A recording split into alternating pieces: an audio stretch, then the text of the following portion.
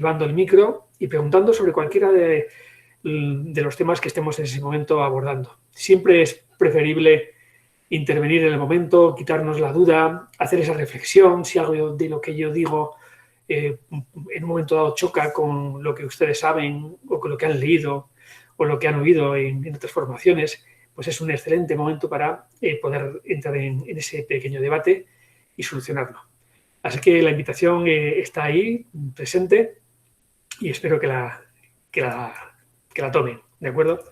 Bueno, las 3 sesiones presenciales que van a ir acompañadas de webinar son estas 3 que ahí les presento. La de hoy relacionada con el aprendizaje cooperativo como metodología activa y también un poquito de la gamificación del juego, enfocándolo desde sus bases didácticas y neurológicas. En la segunda de las sesiones, ya la de enero, hablaremos del aprendizaje basado en proyectos, del ADP y del aprendizaje basado en el pensamiento, en el Thinking Based Learning, desde también el planteamiento de sus bases neurológicas y didácticas. Y la tercera de las sesiones nos centraremos en algo que ya sabemos que no es una metodología, pero que sí sabemos que influye de manera muy potente, hay una altísima correlación entre trabajar la inteligencia emocional y el rendimiento académico, y sin ser una metodología sabemos que influye enormemente en los procesos de aprendizaje. Así que nos centraremos en ese mundo de la inteligencia y de la educación emocional. Y para empezar, he elegido esta diapositiva, esta imagen de esa brújula, donde el norte, la referencia que nos debe guiar, se ha sustituido por ese símbolo que es el corazón. Una metáfora, yo creo que muy universal de lo que sería el mundo de las emociones, de los sentimientos, de los afectos. Bien, con esta brújula quiero plantear un juego muy sencillito para iniciar la sesión de hoy. Es un juego en formato de cuña de activación. Luego explico el sentido de este tipo de propuestas en los contextos de aula. El juego es muy sencillo. Lo que les voy a pedir dentro de un momentito es simplemente que se pongan de pie delante del ordenador. La cámara puede estar encendida o apagada, me da igual, yo no les estoy viendo. En este momento solamente ya veo la presentación y que hagan lo que les voy a pedir. Si yo digo norte, lo que deberían hacer, siguiendo además el ritmo que yo iré marcando con los cambios, sería dar un pequeño saltito hacia adelante y volver al sitio. Sería simplemente algo así. Salto y bueno. Si digo sur, sería un salto atrás y volver al centro de la brújula. Si digo este, saltaríamos a la derecha y volveríamos al centro de la brújula. Y si digo oeste, saltaríamos a la izquierda y volveríamos al centro de la brújula. Bien, esta es la idea muy sencilla. Si no hay dificultad, si no hay dudas, vamos a empezar enseguida. Por lo tanto, les voy a pedir que se pongan de pie delante de la pantalla, así luego van a entender el porqué de una actividad como esta y que intenten no equivocarse y hacerlo a mi ritmo. Empezamos, vamos a ver qué tal. Sur. ¿Han ido atrás? Espero que sí. Seguimos. Este. Sur. Oeste. Norte. Este. Bueno, sencillo, ¿verdad? Hasta ahí sencillito, pero vamos a complicarlo un poco. En lugar de ir en la dirección que yo les voy a marcar o que les digo, vamos a ir justo en la dirección opuesta, en el rumbo opuesto. Es decir, si digo norte, saltaremos hacia atrás, hacia el sur. Si digo sur, saltaremos hacia el norte. Si digo este, en lugar de la derecha, saltaremos a la izquierda. Y si digo oeste, nos iremos al lado contrario, a la derecha. Justo al revés de lo que hemos hecho hasta este momento. ¿De acuerdo? Procesamos ese pequeño cambio en las condiciones del juego a nivel mental. ¿Lo tenemos? ¿Preparadas? Vamos allá. Sur. Nos hemos ido al norte, adelante. Venga, muy bien. Seguimos. Oeste. Norte. Oeste. Sur. Este. Muy bien. ¿Qué tal ha ido ahora? Un poquito más complejo, ¿verdad? La importancia de las cuñas de activación como esta es activar sinápticamente el córtex prefrontal. Esta zona de nuestra corteza cerebral que se ocupa, está aquí detrás de la frente y se ocupa, entre otras muchas funciones, fundamentalmente de las funciones ejecutivas del cerebro, también de los procesos cognitivos superiores y de la regulación de las amígdalas, del control de las amígdalas cuando algunas emociones vinculadas a ellas, como puede ser el miedo, la rabia, se nos desbocan. Bueno, es importante que las cuñas de activación estén conectadas curricularmente con lo que nos toque dar. Así que si en lugar de estar trabajando en el ámbito de las ciencias sociales, estudiamos en matemáticas, esta misma cuña se podría haber hecho de forma distinta. Por ejemplo, si yo voy a decir dos números, sumen los dos números y si el resultado de la suma es par, saltaremos a la derecha y volveremos. Si el resultado de la suma es impar, saltaremos a la izquierda y volveremos. Así de sencillo. Par a la derecha, impar a la izquierda, pero realizando el cálculo mental rápidamente. Vamos allá, a ver qué tal sale. 6 más 7. ¿Qué tal? Seguimos. 8 más 12. Seguimos. 50 más 23. 500 más 105. Bien, fácil, ¿no? Bueno, si en lugar de sumar dividiéramos por la mitad. Mucho más sencillo, ¿verdad? Yo voy a decir solamente una cifra. La dividimos por 2, entre 2. Es decir, calculamos la mitad. Si sale número par, saltamos a la derecha. Si sale impar, a la izquierda. Y si sale decimal, yo podría, por ejemplo, decir 5, y la mitad de 5 es 2,5, por tanto, número decimal. Si sale un decimal, saltamos en el sitio, sin irnos a ninguno de los lados. A ver qué tal estamos ahora con la división. Empezamos. 12, 15, 18, 52. Venga, la última. 501. ¿Qué tal? 501, decimal. Bueno, muy bien. Siéntense, por favor. Gracias. Como les decía, la aplicación en un contexto curricular requiere a veces simplemente hacer pequeñas modificaciones de estas cuñas de activación. Por ejemplo, si estuviéramos en un contexto lingüístico, bastaría con haber cambiado los puntos cardinales por categorías lingüísticas, sustantivos, verbos, adjetivos y adverbios. Y en ese contexto, cuando le decimos al alumno sustantivo, salta adelante, verbo atrás, adjetivo a la derecha, etc. Incluso cuando ya ha cogido la dinámica del juego, podemos incorporar desde la flexibilidad cognitiva, una de las grandes funciones ejecutivas del cerebro, podemos incorporar algún cambio en la línea de plantearles que ahora ya no vamos a decir verbo, sino cualquier verbo. Y sustantivo no, cualquier sustantivo, cualquier adjetivo, cualquier adverbio. De manera que cuando yo, por ejemplo, digo reír, abrazar, saltar, cantar o cualquier otro verbo, el alumno sabe que tiene que categorizar en cuál de los cuatro grupos se ubica y hacer el salto correspondiente. En este caso sería un verbo y saltaría atrás. Pero si yo dijera cualquier adjetivo, fuera el que fuera, tendría que saltar a la derecha, etcétera, etcétera. Este es el valor de las cuñas de activación. Por una parte, esa activación del córtex prefrontal que se ocupaba de tantas cosas, como he dicho antes, pero también, y esto es fundamental, de la atención ejecutiva, es decir, de la atención que tiene que tener el alumnado para aprender en el aula, de la atención que tienen que tener ahora ustedes para atender lo que yo, para enterarse de lo que yo estoy contándoles. Esa atención voluntaria, esa atención ejecutiva se activa a partir de cuñas como esta, que en definitiva lo que os repito es algo muy simple, es movernos un poquito. Bien, me gustaría acabar esta pequeña cuña haciendo una alusión a esos dos símbolos que aparecen a ambos lados de la brújula, el corazón, el cerebro, esas dos Cs que deberíamos tener muy presente que en educación no pueden desligarse. La educación tradicional ha trabajado fundamentalmente sobre los procesos cognitivos de pensamiento, olvidándose de que todo proceso cognitivo pasa previamente siempre por el filtro de nuestro cerebro límbico. Es decir, en condiciones normales, 600 milisegundos antes de que se active el córtex prefrontal para procesar cognitivamente cualquier información, se ha activado nuestro cerebro límbico a partir del estímulo que en ese momento ha suscitado ese pensamiento. Es decir, la emoción precede siempre el pensamiento, hasta el punto que, como dice un gran psicólogo español, Roberto Aguado, en uno de sus libros, la emoción, que es el título de uno de sus libros, por cierto, la emoción decide y luego la razón justifica. La emoción decide, la razón justifica. Corazón y cerebro, dos Cs.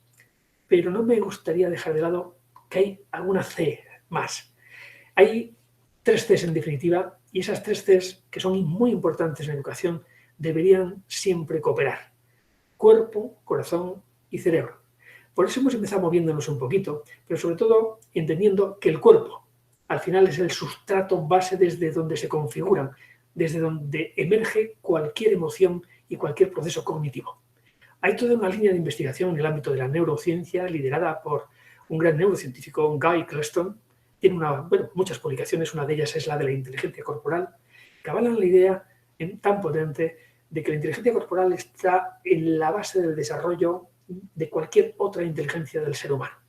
Al final, definitivamente, cuando a una emoción le retiras todos los componentes corporales, imagínese el miedo. ¿Qué sería el miedo sin esas sensaciones viscerales, sin ese sudor frío, sin ese temblor de piernas, sin todas esa taquicardia, sin todas esas, al final, reacciones fisiológicas corporales que nos hacen sentir el miedo? Elimina todas esas sensaciones y ¿qué te queda del miedo? No te queda nada. Desaparece tu emoción, porque el sustrato base, en definitiva, siempre va a ser el cuerpo. De la misma manera que los procesos cognitivos se desarrollan, lo sabemos en la primera infancia fundamentalmente, pero luego también a partir de la interacción que se produce entre el medio y el cuerpo del ser humano, sus sentidos y, en definitiva, también el movimiento. Así que como primera referencia y como primera reflexión importante, yo querría justificar por qué hemos empezado moviéndonos, atendiendo a que hoy sabemos por la investigación, que es amplia en este terreno, que mejora la cognición, que el movimiento en periodos incluso breves de 2 minutos, no hace falta un entrenamiento de 1 hora, libera una molécula que se llama BDNF. La B viene de brain, pero estaríamos hablando en español, del factor neurotrófico derivado del cerebro, un factor de crecimiento que incide sobre 3 elementos realmente claves en el ámbito educativo: la atención, la motivación y la memoria. Fíjense qué 3 elementos. También el movimiento provoca neurogénesis.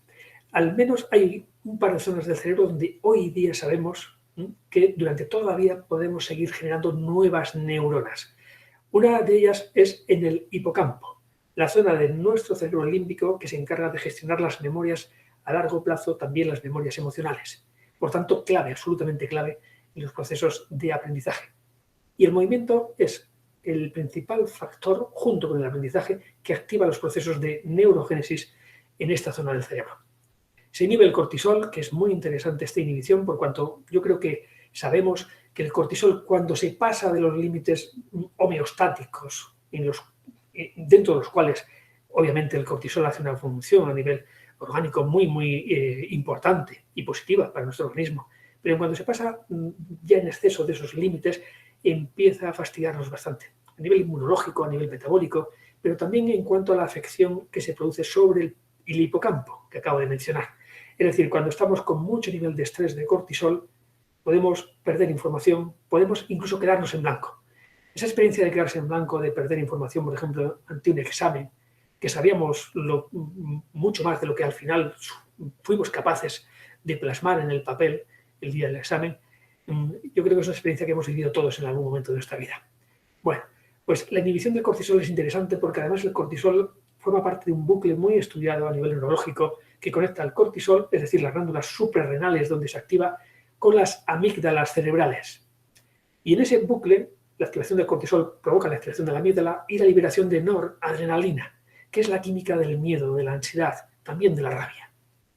Por tanto, la inhibición del cortisol está inhibiendo la aparición de emociones realmente desagradables y poco pertinentes en los contextos de aprendizaje. Así que aunque ahora hablábamos de mejora de la cognición, podríamos también hablar de mejora de las emociones por esa inhibición de las amígdalas y porque además se liberan ciertos neurotransmisores muy interesantes. Se liberan endorfinas con el movimiento. Al final sabemos lo que son, anestésicos naturales, nos hacen sentir bien. Se libera dopamina, que es la neuroquímica de la emoción genética básica que llamamos alegría. Y la motivación del cerebro cuando está en esta emoción es seguir haciendo lo que estamos haciendo, porque la dopamina es muy adictiva. Ese es el problema. Pero claro, si conseguimos que el alumno genere dopamina en contextos educativos, que es un contexto saludable, es muy interesante porque querrá seguir estando allí, donde se ha liberado esta sustancia a nivel cerebral. También se libera serotonina. La serotonina es una química muy potente. En el ámbito de la psicología o de la psiquiatría se se emplea muchísimo en la psicología clínica, pero en la psiquiatría fundamentalmente. Se emplea muchísimo no administrada directamente, sino en ese formato de ISRS, de inhibidores selectivos de recaptación de la serotonina, para tratar todas las patologías asociadas a los extremos de ciertas emociones desagradables, como pueden ser las crisis de ansiedad o de pánico en el extremo del miedo, la depresión en el extremo de la tristeza, los trastornos psicosociales en el extremo de la rabia, etc. Así que estar en serotonina es muy interesante, en el aula y en la vida. Para que me entiendan bien qué significa estar en serotonina o estar en seguridad, que es la emoción básica que conecta con esta neuroquímica, es la sensación que tiene una persona cuando está en una situación en la que controla. Por ejemplo, si ustedes son buenos en matemáticas, en inglés, en música o en cualquier otra disciplina o ámbito, ¿recuerdan la sensación cuando entraban en la clase de inglés, la clase de matemáticas o en la clase de música? Esa sensación de sentirse a gusto porque era el sitio donde realmente controlaban. Esa es la sensación de la serotonina, muy importante. Y por último he incorporado la oxitocina, aun sabiendo que no se libera tanto por el movimiento como por el contacto físico, no violento, no impuesto, percibido de forma agradable. Pero la he incluido aquí porque si en lugar de estar a tantos miles de kilómetros de distancia, si hubiéramos estado en una clase presencial y sin contexto COVID, donde hubiéramos podido interaccionar y tocarnos, como ocurre normalmente en la educación, hubiera hecho algún tipo de propuesta de cuña de activación de juego en el que hubiera habido contacto físico, porque eso hubiera permitido liberar esta hormona y neurotransmisor. Es la hormona de la confianza, del vínculo, del apego. Si queremos que nuestro alumnado trabaje en equipo, trabaje en metodologías cooperativas, investigue en un grupo dentro de un proyecto, o hay confianza entre ellos, o hay vínculo, o ese trabajo, ese grupo no va a funcionar. De ahí la importancia de la liberación de este neurotransmisor, de esta hormona. Hay métodos cognitivos para liberarla. En el contexto del aprendizaje cooperativo, como luego hablaremos, tendríamos las dinámicas de cohesión. Pero como mamíferos que somos, tenemos una vía más directa, acariciarnos, el contacto físico. Así que cuando en casa me decía Jesús, el doctor Jesús, hace un momento que él no tenía perro, que era el de un vecino, yo sí que tengo. Quien tiene perro sabe que se establece un vínculo muy potente con su mascota, y ese vínculo viene generado precisamente por la necesidad constante que tiene nuestra mascota de que le acariciemos. Pero cuando la acariciemos, no solamente generamos oxitocina en nuestro perro, sino que también segregamos oxitocina en nosotros a nivel cerebral. Por lo tanto, esa sustancia va generando ese vínculo tan potente entre nuestro animal y nosotros, que quien no tiene perro muchas veces no lo entiende, ¿verdad? Bueno, avanzamos un poquito más. Miren esa imagen tan bonita, aérea, del Amazonas. La he elegido porque algún estudio nos dice que hay en el Amazonas tantos árboles como aproximadamente neuronas hay en el cerebro de un ser humano en el periodo de su vida en el que más neuronas tenemos, que es hacia los 2 añitos. En ese momento tenemos el doble de neuronas que tenemos ya luego como adultos, una vez que los procesos de poda sináptica han hecho su trabajo. Muy bien. Es decir, la cantidad de neuronas del ser humano es increíble. Oscila entre las 80 y pico mil, según los estudios, y unas 100.000 millones, 86.000 millones, 100.000 millones de neuronas. Son muchas neuronas, ¿verdad? Son muchas neuronas. Pero lo más increíble, además, es la cantidad de conexiones, es decir, de relaciones que se establecen entre unas y otras. El número de conexiones sinápticas de cada neurona es por término medio de unas 10.000. Es decir, cada neurona se comunica con otras 10.000 neuronas por término medio. ¿De acuerdo? Eso implica una cifra muy elevada, aproximadamente de 10 elevado a 13, que representa unos 1.000 billones, con B, de sinapsis neuronales. Es precisamente esta cantidad de neuronas, pero sobre todo de sinapsis neuronales, la que marca la gran diferencia entre nosotros y cualquier otra especie.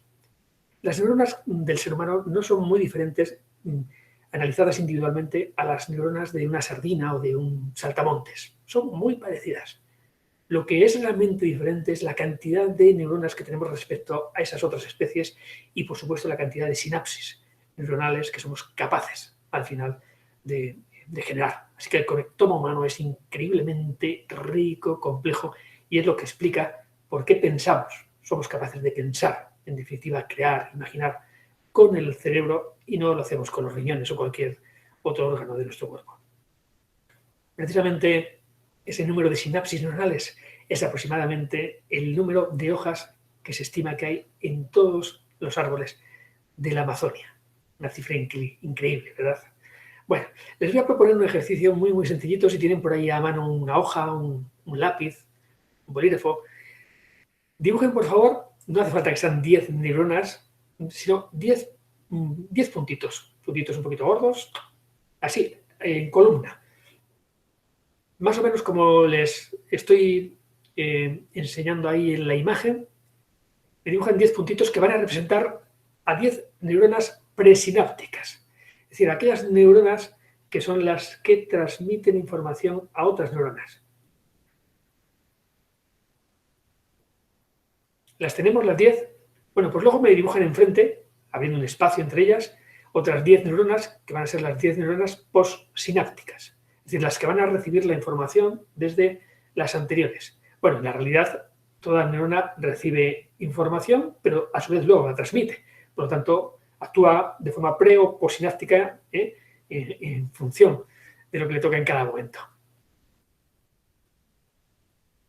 Tenemos ya las 10 neuronas, los 10 puntitos en cada una de las columnas, y el ejercicio que les voy a pedir en este momento, que no deja de ser también una pequeña cuña de nuevo, de activación para comprometerles de forma activa en lo que estamos hablando, el ejercicio es muy sencillito. Les voy a pedir que conecten con una línea, con su lápiz, bolígrafo, rotulador, lo que tengan, cada una de las neuronas postsinápticas con la primera de las neuronas presinápticas. Es decir, les voy a pedir que la primera neurona hable con otras 10. Es decir, a través de sus terminales axónicos se comunique con las dendritas de las 10 neuronas de la derecha. 10 líneas, más o menos rectas, no hace falta hacer ningún trabajo de precisión. ¿Qué tal lo llevan? Como no puedo verles, no tengo el feedback. Si ven que voy demasiado rápido o lo que sea, pues me lo dicen, activan el micro, cualquiera de ustedes, Jesús, sin ningún problema. No hay problema con ello. Vamos con la segunda neurona. Lo mismo, el ejercicio es el mismo. Y lo conectamos con las otras 10. De forma rápida. Hacemos líneas. Hacemos lo mismo con el tercero, con la tercera neurona, el tercer punto.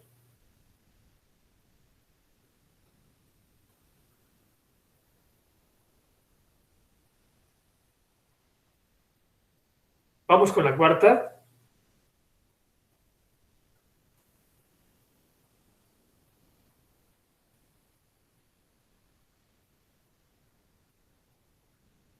Vamos con la quinta.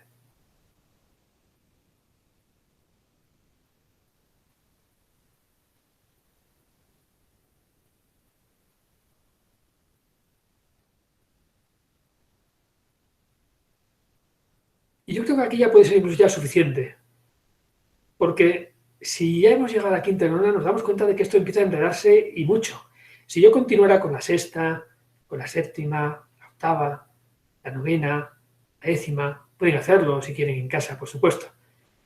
Al final se va creando una trama bonita, visualmente yo creo que es incluso bonita, y si estuviera bien hecha, claro, yo la he hecho a mano aquí en el PowerPoint, si estuviera bien hecha, incluso matemáticamente, desde el punto de vista matemático sería una imagen muy bonita. Eso Jesús, que es el gran experto en el tema de las matemáticas, nos lo podría confirmar, pero sobre todo darnos cuenta de la complejidad que adquiere una red en la que estamos conectando cada neurona con solo 10 neuronas, solo 10, cuando por término medio son 10.000. Sabiendo que hay neuronas que conectan con muchas menos, pero hay neuronas que conectan hasta con 150.000 neuronas. Así que esas imágenes tan bonitas, esos muy artísticas por otra parte, a veces del cerebro humano, de las redes sinápticas neuronales, no dejan de ser imágenes tremendamente bonitas, pero muy alejadas de la complejidad que en definitiva y de forma real tiene nuestro conectoma cerebral. Y esa es una de las grandes maravillas del cerebro. En una clase como la de hoy, donde vamos a conectar con las metodologías activas, es necesario entender una de las claves neuroeducativas más importantes. El cerebro del ser humano es un cerebro social.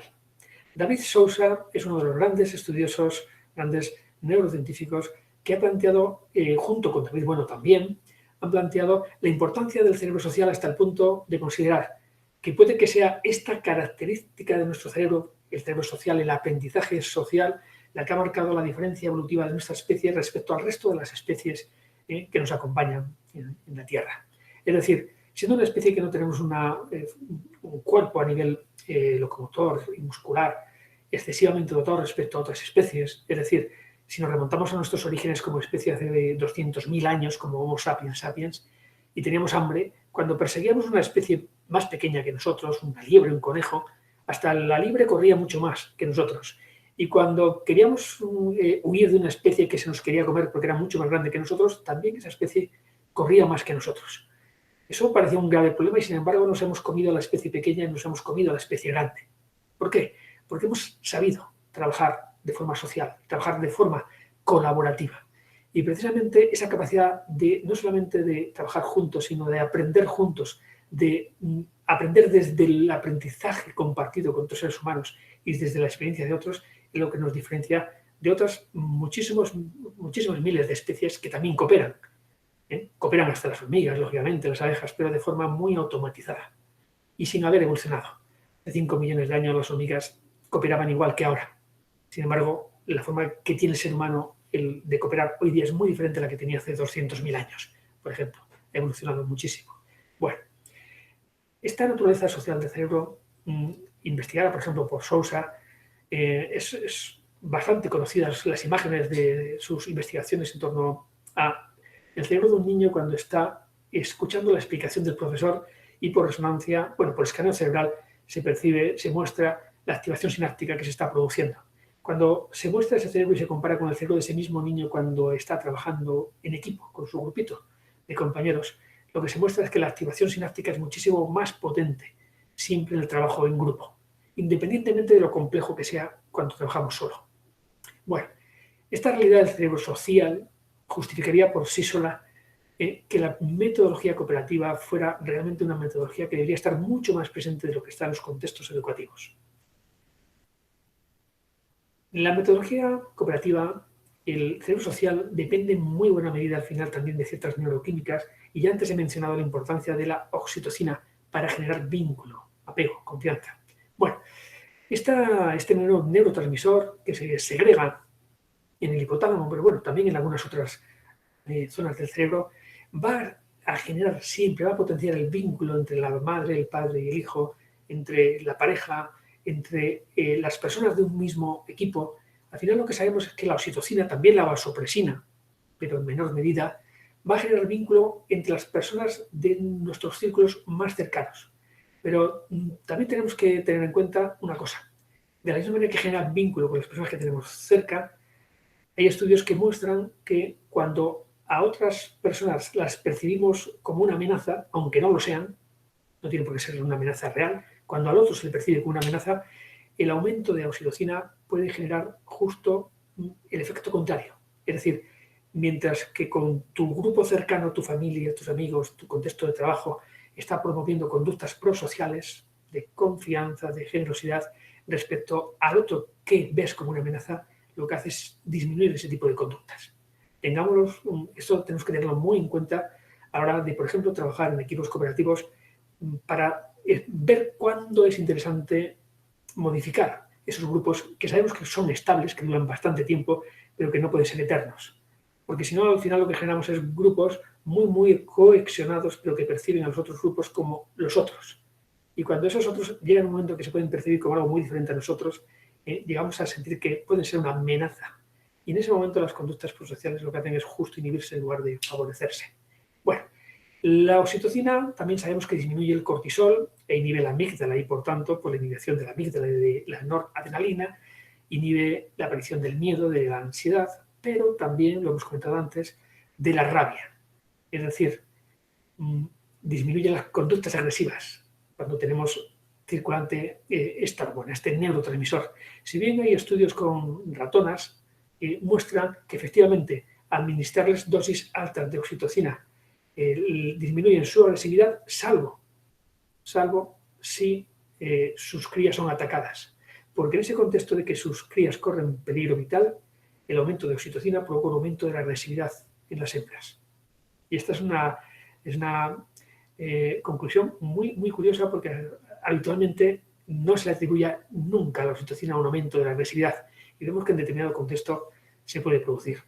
Mejora las conductas prosociales, como hemos dicho, pero sobre todo, fundamentalmente, con los tuyos. Me gustaría lanzarles esta pregunta. ¿Qué es el aprendizaje cooperativo? Y puesto que sé que estamos con las cámaras, con los micros cerrados, estas cositas, como yo quiero que puedan expresarse, voy a dejar de compartir un momento, salgo de aquí y voy a... Esto es, muy bien. Y no importa la cámara, pero sí me gustaría lanzar la pregunta al grupo y que alguien se animara a contestar esta pregunta. No quiero una definición académica, no, pero ¿qué es el aprendizaje cooperativo?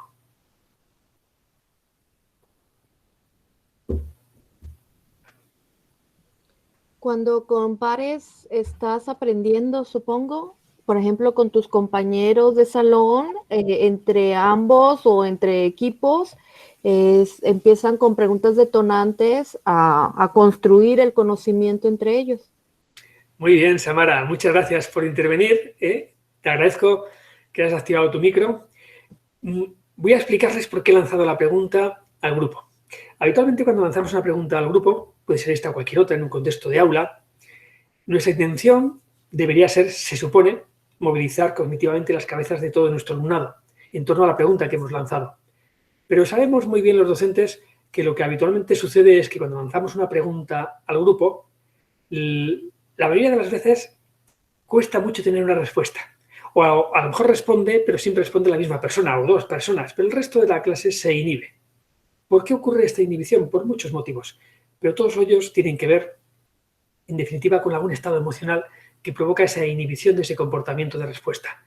Ansiedad, miedo, vergüenza, lo que sea. Y aunque seamos docentes, porque ustedes son docentes igual que yo, cuando están asumiendo el rol de alumno, como ocurre en este caso, se ven afectados por las mismas emociones que afectan a su alumnado cuando están en el aula cada día. Cuando yo estoy en el rol de alumno, en otro contexto, diferente al de hoy, me ocurre exactamente lo mismo. Lo que quiero que se den cuenta es hasta qué punto es ineficiente lanzar una pregunta de gran grupo, salvo que sea una pregunta retórica, que no vaya buscando una respuesta. ¿Cómo podríamos mejorar la eficiencia de una pregunta lanzada al grupo para conseguir su objetivo? Es decir, movilizar la cabeza de cada una de las personas, de cada alumna, cada alumno, para que piensen en torno a lo que hemos preguntado.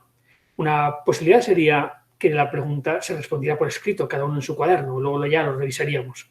Pero otra opción muy interesante es no lanzar la pregunta al grupo, sino lanzar la pregunta a los grupos cooperativos, a los equipos base cooperativos, a los equipos de 4 niños, habitualmente niñas, que trabajan juntos.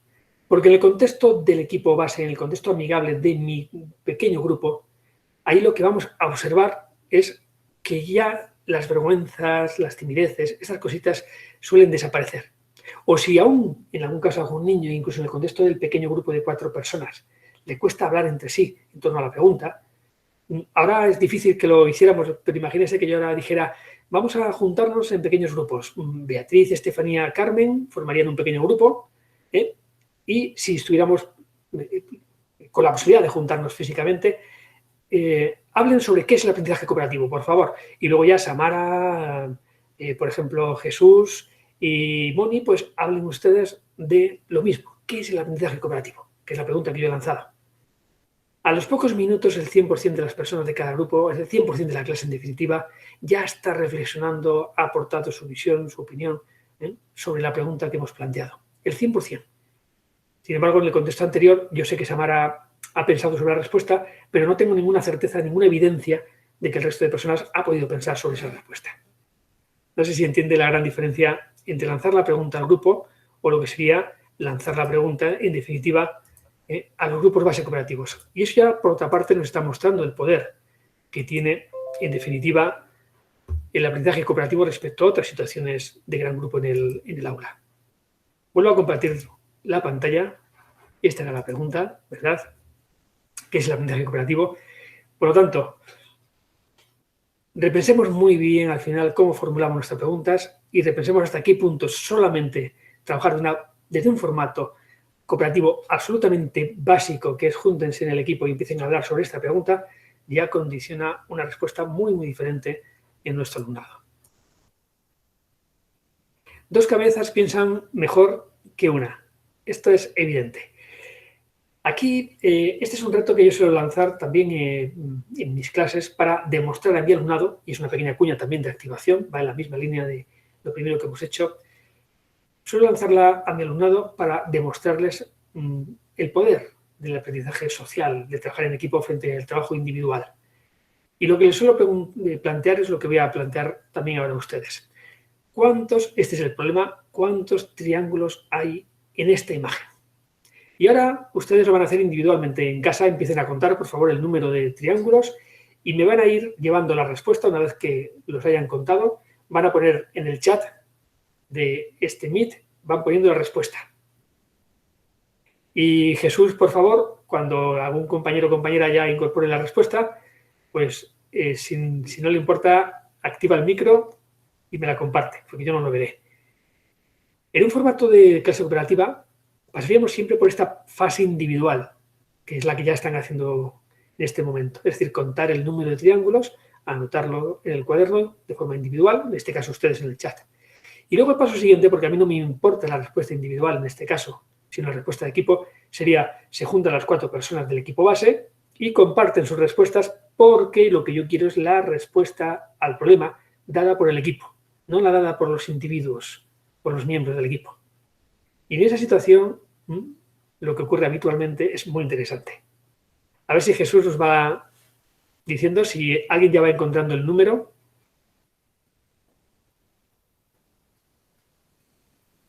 Es difícil acertar posiblemente a la primera y de forma individual, pero podemos acercarnos. Cuanto más nos acerquemos a la solución del problema, pues mejor, lógicamente.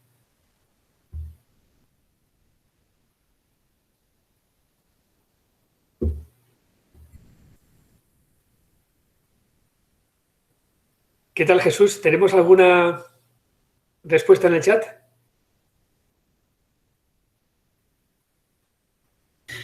Sí, doctor, ya tenemos varias propuestas. A ver.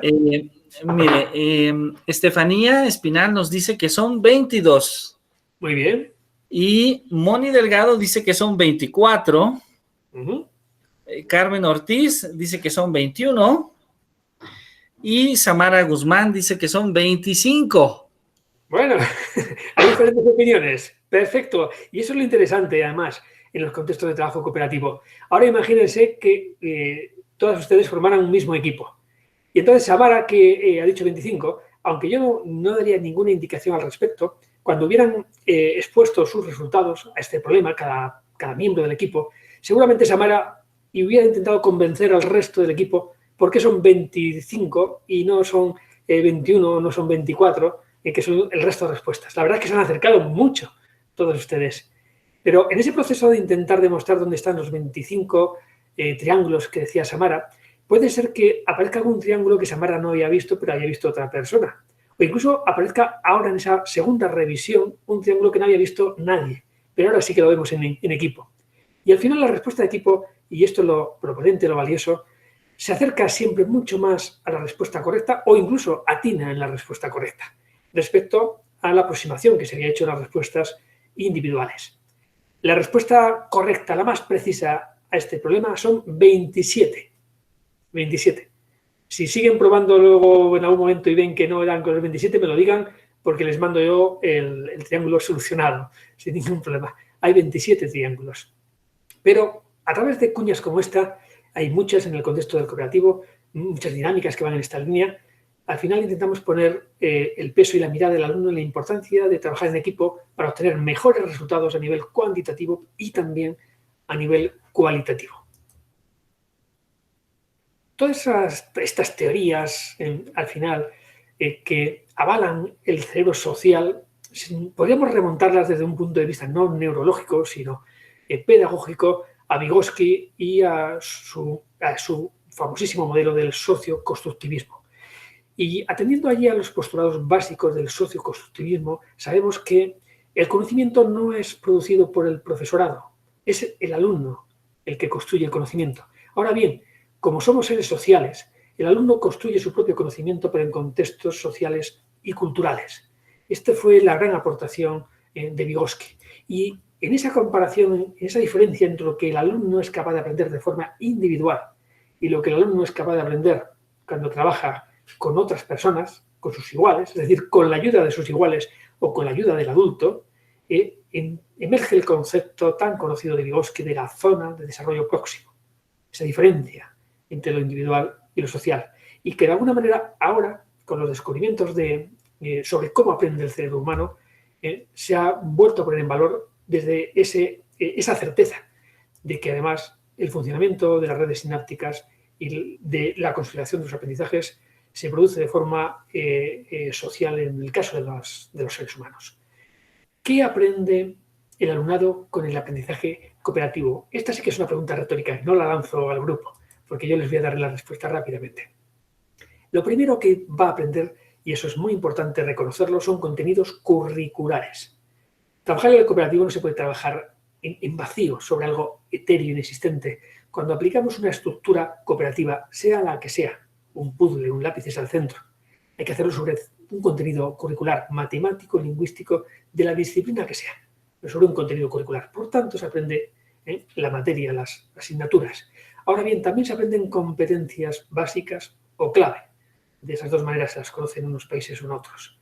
¿Por qué se aprenden competencias y se desarrollan con el cooperativo?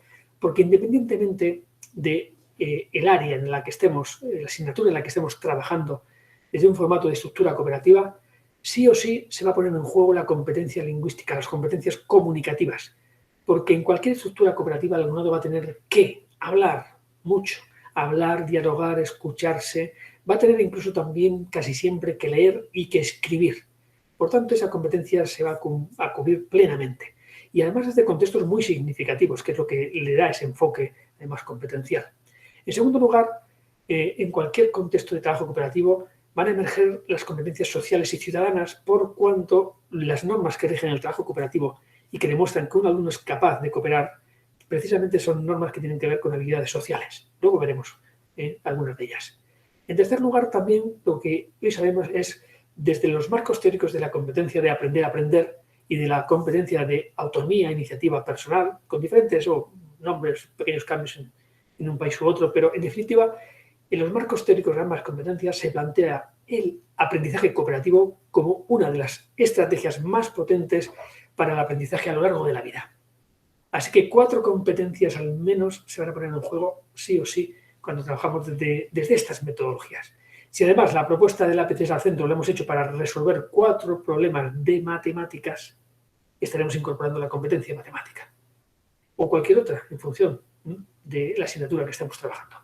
Así que recordemos, currículum, elementos curriculares, competencias, por supuesto las habilidades sociales y una estrategia muy potente para poder aprender a lo largo de toda la vida, que incorporará procesos muy interesantes que apoyarán esa estrategia de aprendizaje como puede ser la autoevaluación, la coevaluación, procesos metacognitivos, etcétera, etcétera.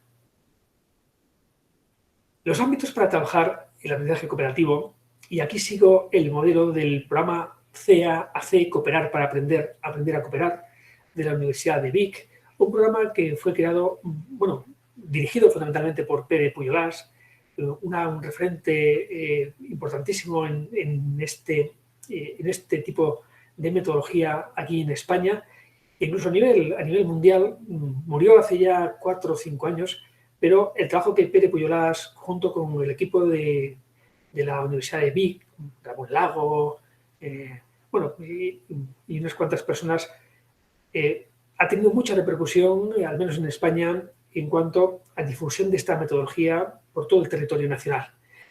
Este programa, que es un programa muy potente, muy bien diseñado, lo he incorporado en el documento base de la Universidad de Vic, se lo he incorporado en la plataforma para que puedan consultarlo. Y de hecho, el leer unas poquitas páginas, no muchas, de este programa es en definitiva parte de la tarea que les he propuesto para realizar en esta semana. Aunque en esta semana, pero tienen mucho tiempo para hacerla porque se puede prolongar hasta el final del módulo. Bueno, el programa de Pere Pujolas plantea un aprendizaje del trabajo cooperativo en función de 3 ámbitos. El ámbito A es el de las dinámicas de cohesión. ¿En qué consisten las dinámicas de cohesión? Son una serie de recursos didácticos que permiten cohesionar los equipos. Es decir, generar vínculo, confianza, conocerse, poner en juego las emociones, ser capaz de generar estrategias para resolver los conflictos que se pueden dar cuando uno trabaja con un equipo de forma cooperativa. En definitiva, son dinámicas que no están trabajando lo curricular, sino que están trabajando para que el equipo funcione de la mejor forma posible. Dinámicas de cohesión hay muchísimas, y tanto en la documentación que les he subido del programa CAC como en alguna otra que podré compartir, van a encontrar muchísimos ejemplos. Algunas de las cositas que hoy hemos hecho también podrían ir en esa línea, ¿no? Como la del triángulo que hemos visto para ver la potencia del aprendizaje cooperativo. En el ámbito B se situarían las estructuras cooperativas, que es donde vamos a trabajar lo curricular. Son aquellos recursos que vamos a poder aplicar en el aula para trabajar curricularmente. Matemáticas, inglés, música, lo que nos toque trabajar. Las estructuras cooperativas son muchísimas. Spencer Keegan tiene catalogadas hasta un total de 150 estructuras, pero lo que tenemos que tener muy claro es que no hacen falta tantas. En el contexto de infantil primaria, con unas 10, no más, no hace falta más, 10 estructuras, las más básicas, podemos estar trabajando sin ningún problema esta metodología. Y si ampliamos a secundaria con 3 o 4 estructuras más añadidas a las anteriores, tenemos de sobra, porque hay muchas estructuras que son repetidas, hay muchas que son complejas, y sin embargo, utilizando las referencias básicas, lápices al centro que he comentado, 1, 2, 4, lecturas compartidas, el puzzle, el saco de dudas, etcétera, etcétera, hay unas cuantas. De todos modos, en la documentación van a encontrar esas estructuras bien detalladas, podemos funcionar sin ningún problema. Lo importante de las estructuras cooperativas es saber que son recursos que permiten trabajar lo curricular y que se diferencian de las formas habituales de trabajar en equipo, en que respetan una serie de principios, que son los principios del aprendizaje cooperativo, que luego vamos a ver. Y luego el ámbito C, y el ámbito que complementa los otros dos, que es realmente enseñar a cooperar. ¿Cómo? Utilizando el cuaderno de equipo, para que allí se incorporen los procesos de auto y coevaluación y los procesos de metacognición que son tan importantes en esta metodología. También mediante la asignación de los roles en diferentes papeles que asume cada uno de los miembros del equipo, que son rotativos, permitirán también aportar desde diferentes facetas para que el trabajo salga de forma más eficiente. Y también el tema, por ejemplo, de las normas de trabajo en equipo, que se vinculan al final con esas habilidades sociales que hemos comentado.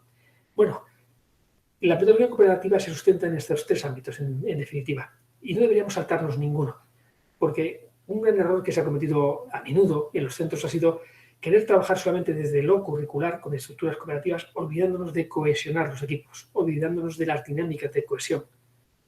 Y cuando el equipo no funciona bien porque en realidad no se ha creado esa confianza, ese vínculo, las estructuras cooperativas nos van a fallar.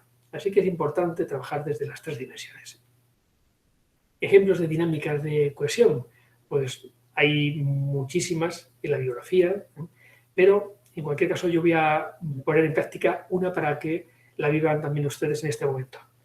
La dinámica que vamos a hacer ahora, dinámica de cohesión, y a fin de cuentas me sirve aquí también como cuña de activación, de nuevo, para activarles cognitivamente en la tarea, en lo que estamos hablando, se llama Si Fuese. Es una dinámica muy sencilla y muy versátil, porque se trata de plantear si fueses. Yo voy a plantearles 10 si fueses. Podrían ser más o menos, y podrían ser totalmente distintos a los que yo les voy a plantear. Pero en cualquier caso la dinámica siempre va a ser la misma. Es una dinámica de conocimiento mutuo, que es una parte muy importante para generar vínculo. Yo, por ejemplo, diré, número 1, si fuese un animal, sería, y ahora ustedes en casa, en el cuaderno, lo que me gustaría es que dieran respuesta. Y pondrán número 1 y el nombre del animal que serían, si fuesen un animal. Y así iré con el número 2, 3, hasta llegar a 10. Esta es la parte introspectiva e individual. ¿De acuerdo? Y una vez que hayamos hecho las 10 respuestas, los 10 si fueses, les cuento cómo seguimos con la dinámica. ¿De acuerdo? Así que, por favor, lápiz, el cuaderno, ¿lo tienen listo? Vamos allá, o si no en el móvil, no importa. Vamos con el primer si fuese. Si fuese un animal, sería...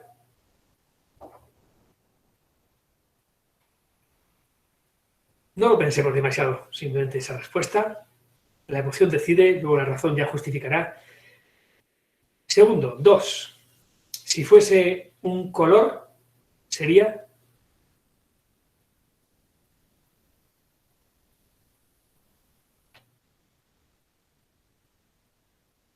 Tres. Si fuese un país que no fuera el mío, que no fuera mi país natal, sería...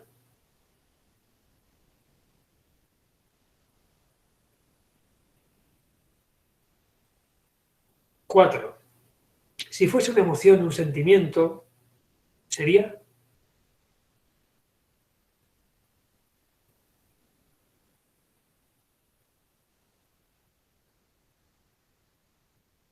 5. Si fuese un juego o un juguete, cualquiera de las dos cosas, sería...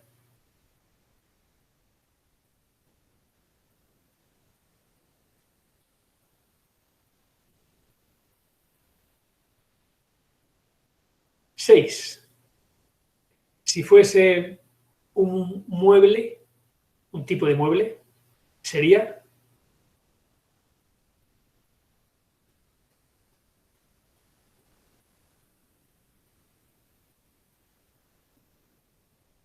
7. Si fuese una gran construcción humana, con nombre propio o no, es decir, podría ser, imagínense, una catedral, pero también podría ser la Catedral de León, es decir, una catedral ya específica, como ustedes quieran, una gran construcción humana, aunque no sea tan grande como una catedral, también valdría, claro.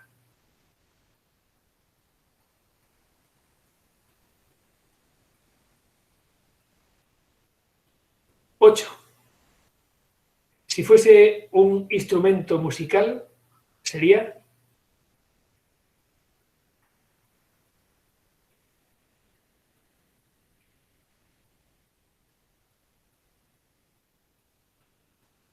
9. Si fuese una hora del día, sería...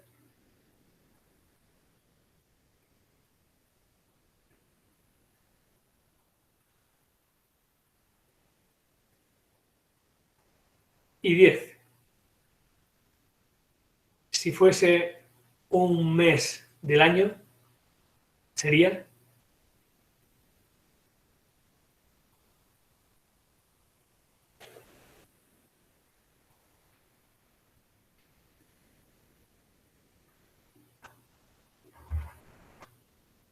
'¿Qué tal? ¿Tienen todas las respuestas?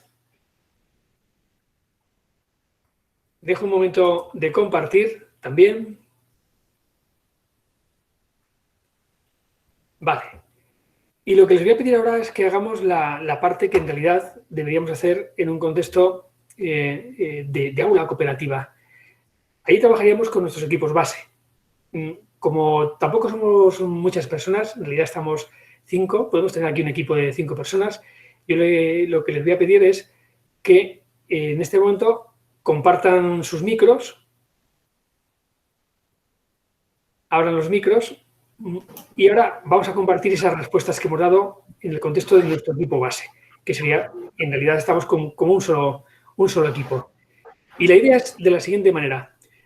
Ahora ya por turno, cada persona lo que va a decir es su respuesta a la primera pregunta, al primer si fuese. Es decir, imagínense que yo formara parte del equipo, si yo fuese un animal sería un mono, pero, muy importante, vamos a utilizar el pensamiento argumentativo. Hay que decir los porqués.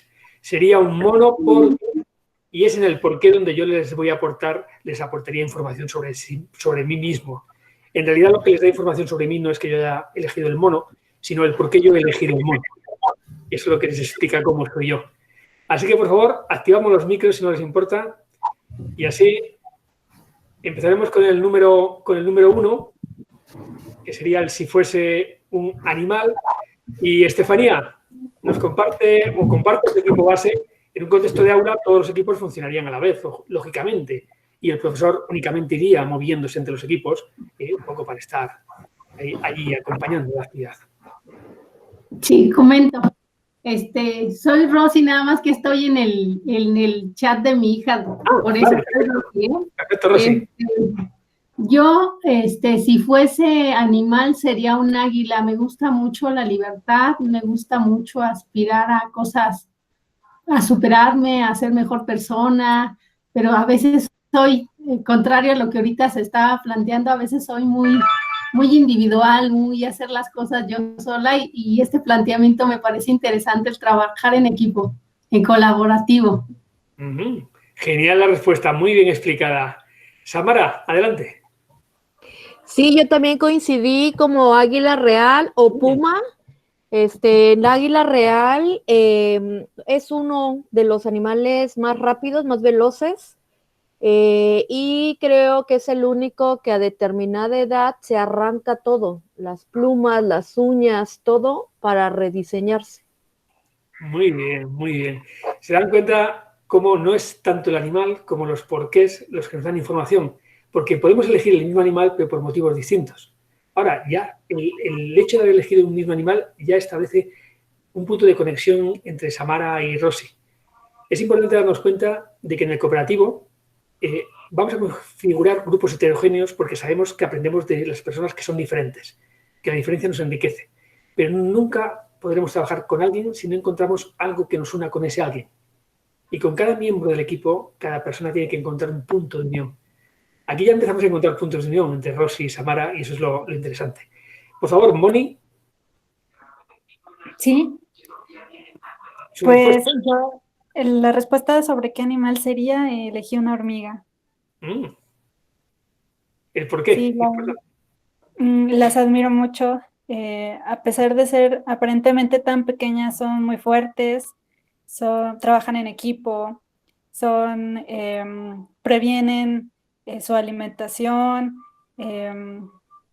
no sé, son solidarias, las observo mucho realmente y aparentan ser muy frágiles, pero cuando tomamos una y nos da una mordida, sabemos que, que también tienen su forma de defenderse, de marcar su territorio y no sé, me parecen muy tiernas también. Muy, muy bien, muy interesante la aportación, con mucha información que es lo realmente potente en estos si fueses. Carmen, no sé si está. Sí, aquí Hola, estoy. Carmen. Sí. Hola, hola. Bueno, en mi caso, yo elegiría un león. Yo sería un león porque es un animal muy fuerte, es líder y bueno, creo que esas serían como las características principales, que es muy perseverante también. Genial, muchísimas gracias. Creo que no nos falta Jesús. ¿Se anima Jesús a compartir su si fuese? Sí, sí, claro que sí, con mucho gusto. Creo que yo sería un perro. Y la razón es porque me gusta compartir con las demás personas. Y además creo que los perros son unos animales que dan y gestionan mucho cariño a las personas. Es decir, les gusta recibir cariño y dar mucho cariño. Perfecto. ¿Se dan cuenta de cuánta cantidad de información se puede compartir con uno solo de los si fueses? Cuando no vamos a hacer más, obviamente vamos a seguir, solamente quería que vieran el ejemplo, pero cuando permitimos que los grupos trabajen sobre el segundo si fuese, ya no recuerdo si eran los colores, creo que les he dicho, el tercero, el cuarto, al final están aportándose muchísima información entre ellos.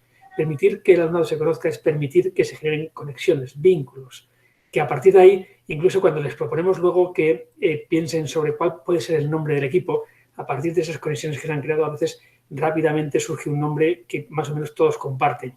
O cuando tienen que buscar el lema del equipo, tienen que crear su escudo de armas o su emblema, etcétera, etcétera. Muy bien. Si tienen alguna pregunta, no hay ningún problema, ¿eh? Plantéenla. Lo que voy a hacer es volver a compartir la presentación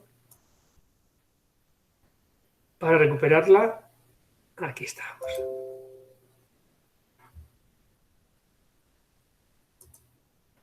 Vale, este era el si fuese.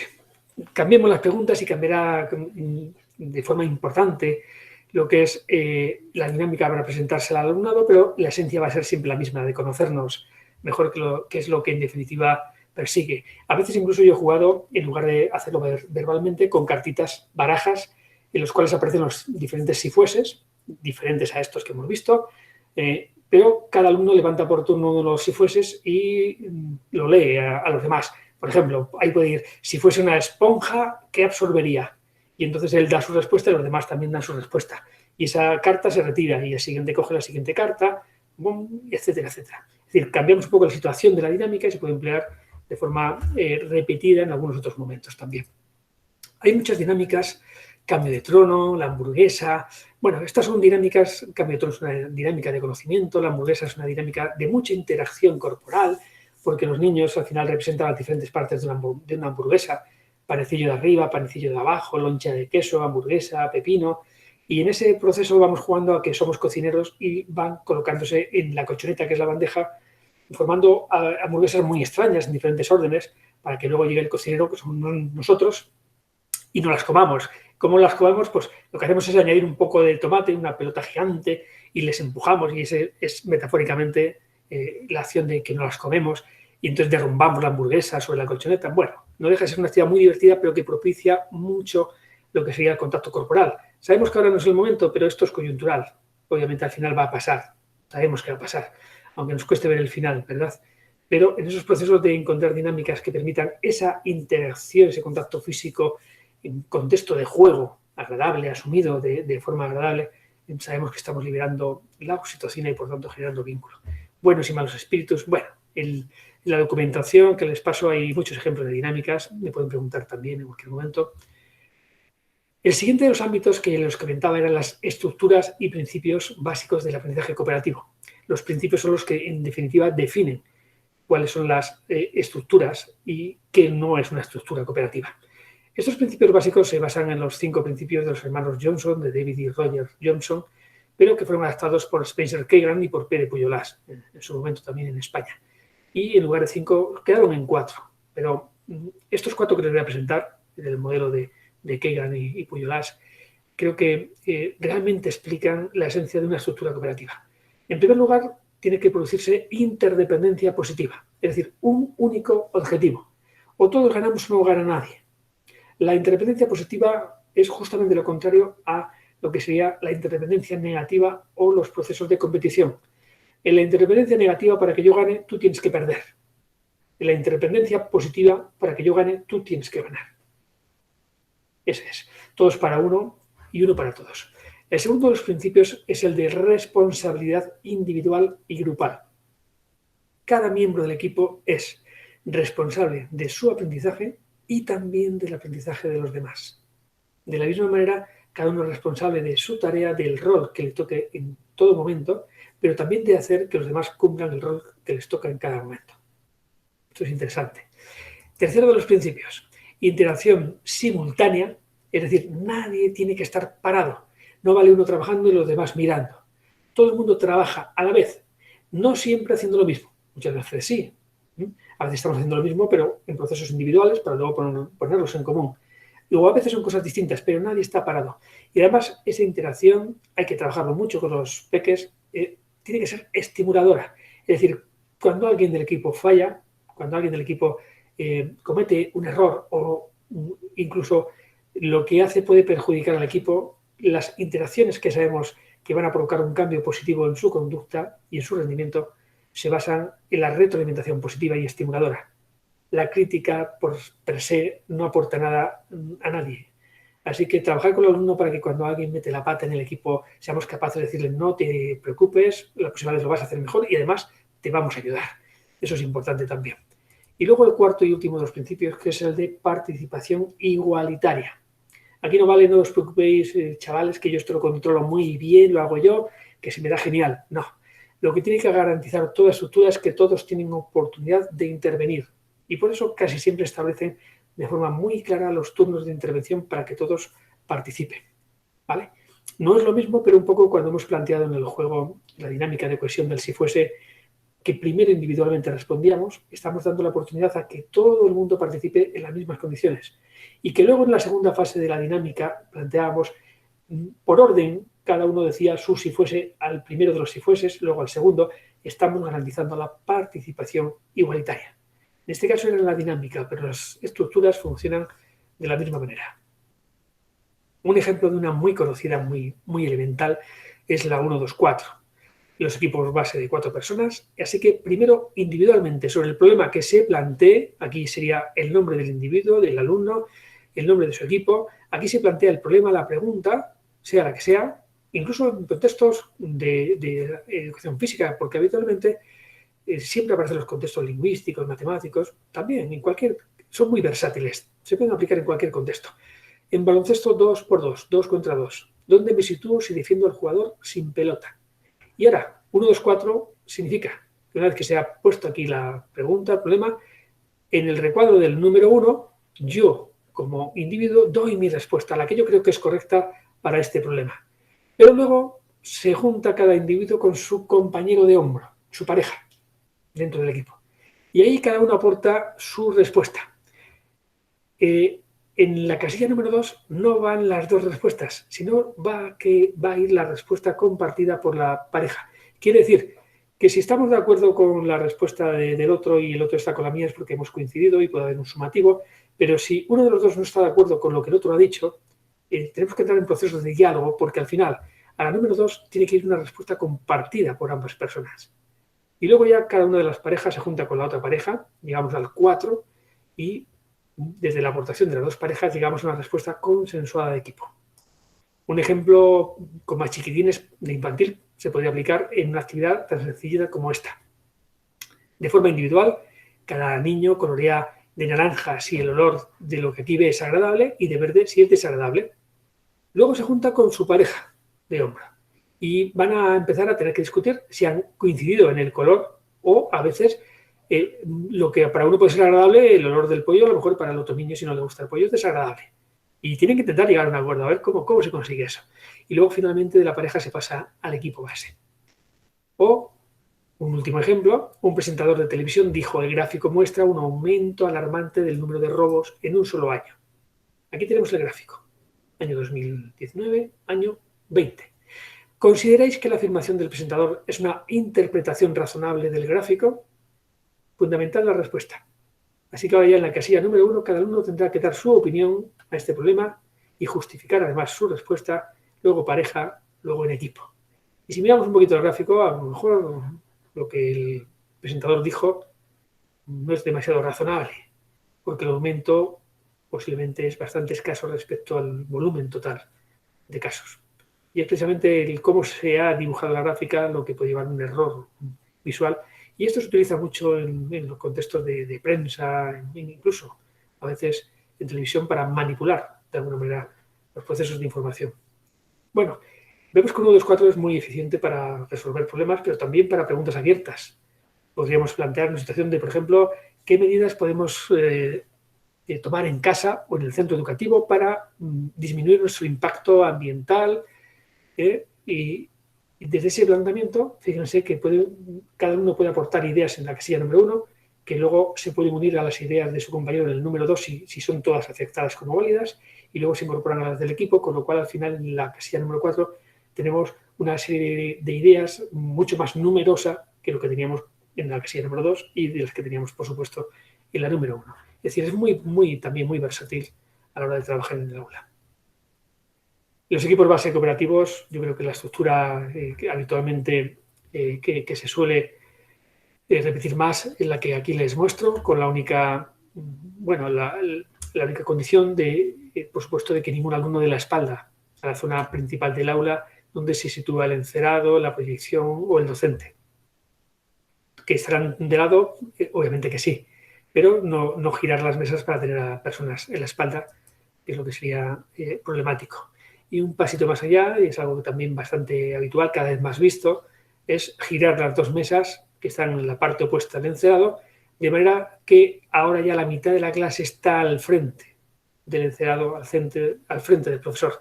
Podemos garantizar que al menos la mitad de la clase la tenemos cara a cara y el 50% lo tenemos de lado.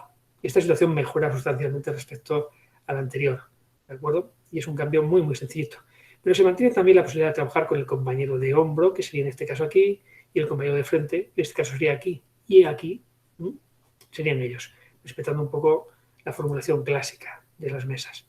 o ahora en contexto donde tenemos que intentar aumentar la distancia social por el tema COVID, pues si las aulas lo permiten por tamaño, esta es una solución que se está utilizando mucho. La formación de equipos es también una parte importante dentro del trabajo cooperativo. Habitualmente no se recurre, por supuesto, a la formación al azar o por agrupamiento voluntario de los alumnos, sino lo que se suele hacer es clasificar al alumnado por su nivel de aptitud en relación fundamentalmente a la asignatura que estamos trabajando, pero también a la capacidad de poder ayudar a otros alumnos desde esa asignatura.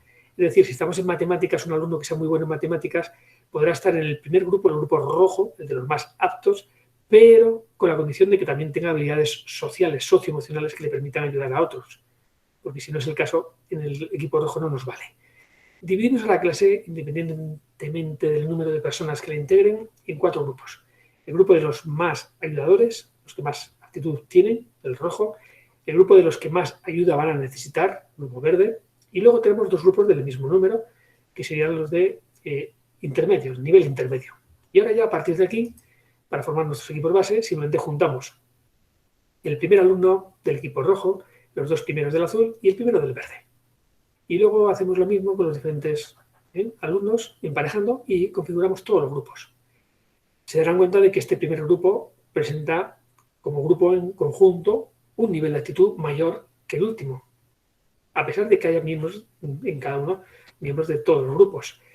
Pero es que esto no importa en el contexto cooperativo porque estos grupos nunca van a competir entre sí. Si estamos trabajando cooperativo, no tiene sentido luego hacer que estos alumnos compitan entre sí, porque en ese caso lo que habría que haber hecho es mezclar, de manera que en lugar de con los primeros de cada uno de los grupos, el rojo iría con alguno de los últimos de aquí para compensar, últimos de aquí, etc. Pero desde el planteamiento de que los grupos van a cooperar a nivel interno y también en muchos momentos a nivel intergrupal, no hay ningún problema con hacer este tipo de agrupamiento, que además lo que hace es juntar a personas con niveles, en definitiva, mentales más parecidos. Es decir, es preferible que la persona que tenga que trabajar con los más potentes de la clase sea este verde que no este otro verde, que va a estar a un nivel mental más cercano a los de atrás que a los de delante. No sé si me he explicado con todo esto. Pero bueno, en definitiva, una vez que hemos hecho estos grupos, nos situamos en las 4 mesas, ¿sí?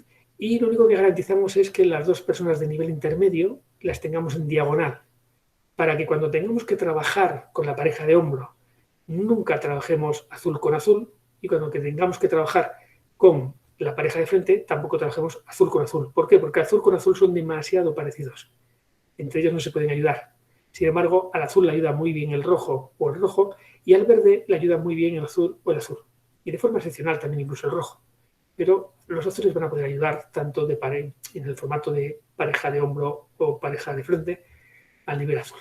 Estas son las diagonales. Y por supuesto, pues mezclando luego además de por actitud por otros condicionamientos, sexo, nacionalidad, etcétera, podemos buscar los reajustes. Y evitando eso sí, siempre es importante que personas que entre sí se llevan muy, muy mal o personas que son íntimos amigos estén en el mismo equipo. Si hace falta hacer algún pequeño cambio, aquí mover a un poquito a un alumno por otro, pero es preferible no juntar a personas muy, muy afines o muy problemáticas entre sí. Aquí tengo un vídeo que imagino que podrán escuchar, si no me lo avisan, porque quiero simplemente mostrarle esa tendencia natural que también está investigada al altruismo del ser humano.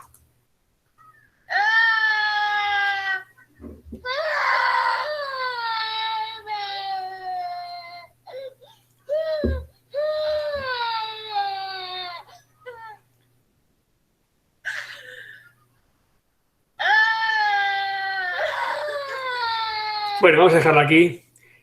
Pero es importante ver este bebé tan pequeñito, el nivel de empatía que ya está mostrando. Sería un nivel de empatía, como diría Robert Sapolsky, un gran neurobiólogo, muy, muy rudimentario, porque el niño no entiende otra forma de consolar a su mamá que hacer lo que a él le consuela, que es darle el chupete. Pero ya es sensible al sufrimiento, aunque sea ficticio y real, de lo que le está pasando a su mamá. Y también, bueno, son bastante conocidas las investigaciones de Warnicken, de Tomasello, en torno al altruismo.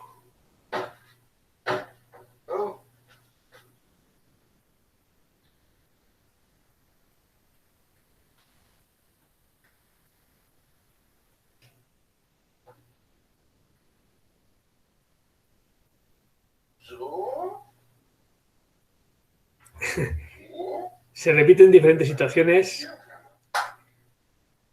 pero bueno, con ver un par van a ser ya es muy ilustrativo de hasta qué punto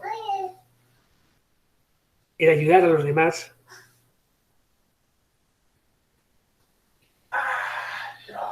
bueno, lo dejamos aquí.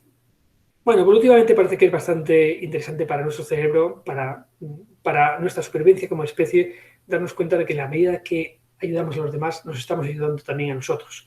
Y eso en un contexto primitivo de imagínense, hace 200.000 años, con grupos muy reducidos, con clanes compuestos por muy pocos miembros, donde la supervivencia estaba garantizada solo si podíamos convivir con otros seres humanos. El vivir solo era absolutamente impensable para sobrevivir. Hasta qué punto el ayudar a otros, en definitiva, estaba suponiendo ayudarnos a nosotros, ¿no? Y eso al final va calando en nuestros genes. Aquí les voy a presentar una investigación interesante de Punset por la reflexión a la que nos puede llevar. Nos habla de un experimento, de Edward Punset, nos habla de un experimento en el cual se ofrecía a un grupo de 9 personas, pero separadas entre sí, nadie sabía lo que los demás iban a responder, solo sabían que eran 9 personas, se les ofrecía 10 euros a cada una. Y tenían 2 posibilidades, podían hacer 2 cosas. Cogían los 10 euros y se iban y decían, pues, buenos días, muy agradecido por este experimento, me ha encantado, me voy con los 10 euros y me voy a tomar ahora unos cafés.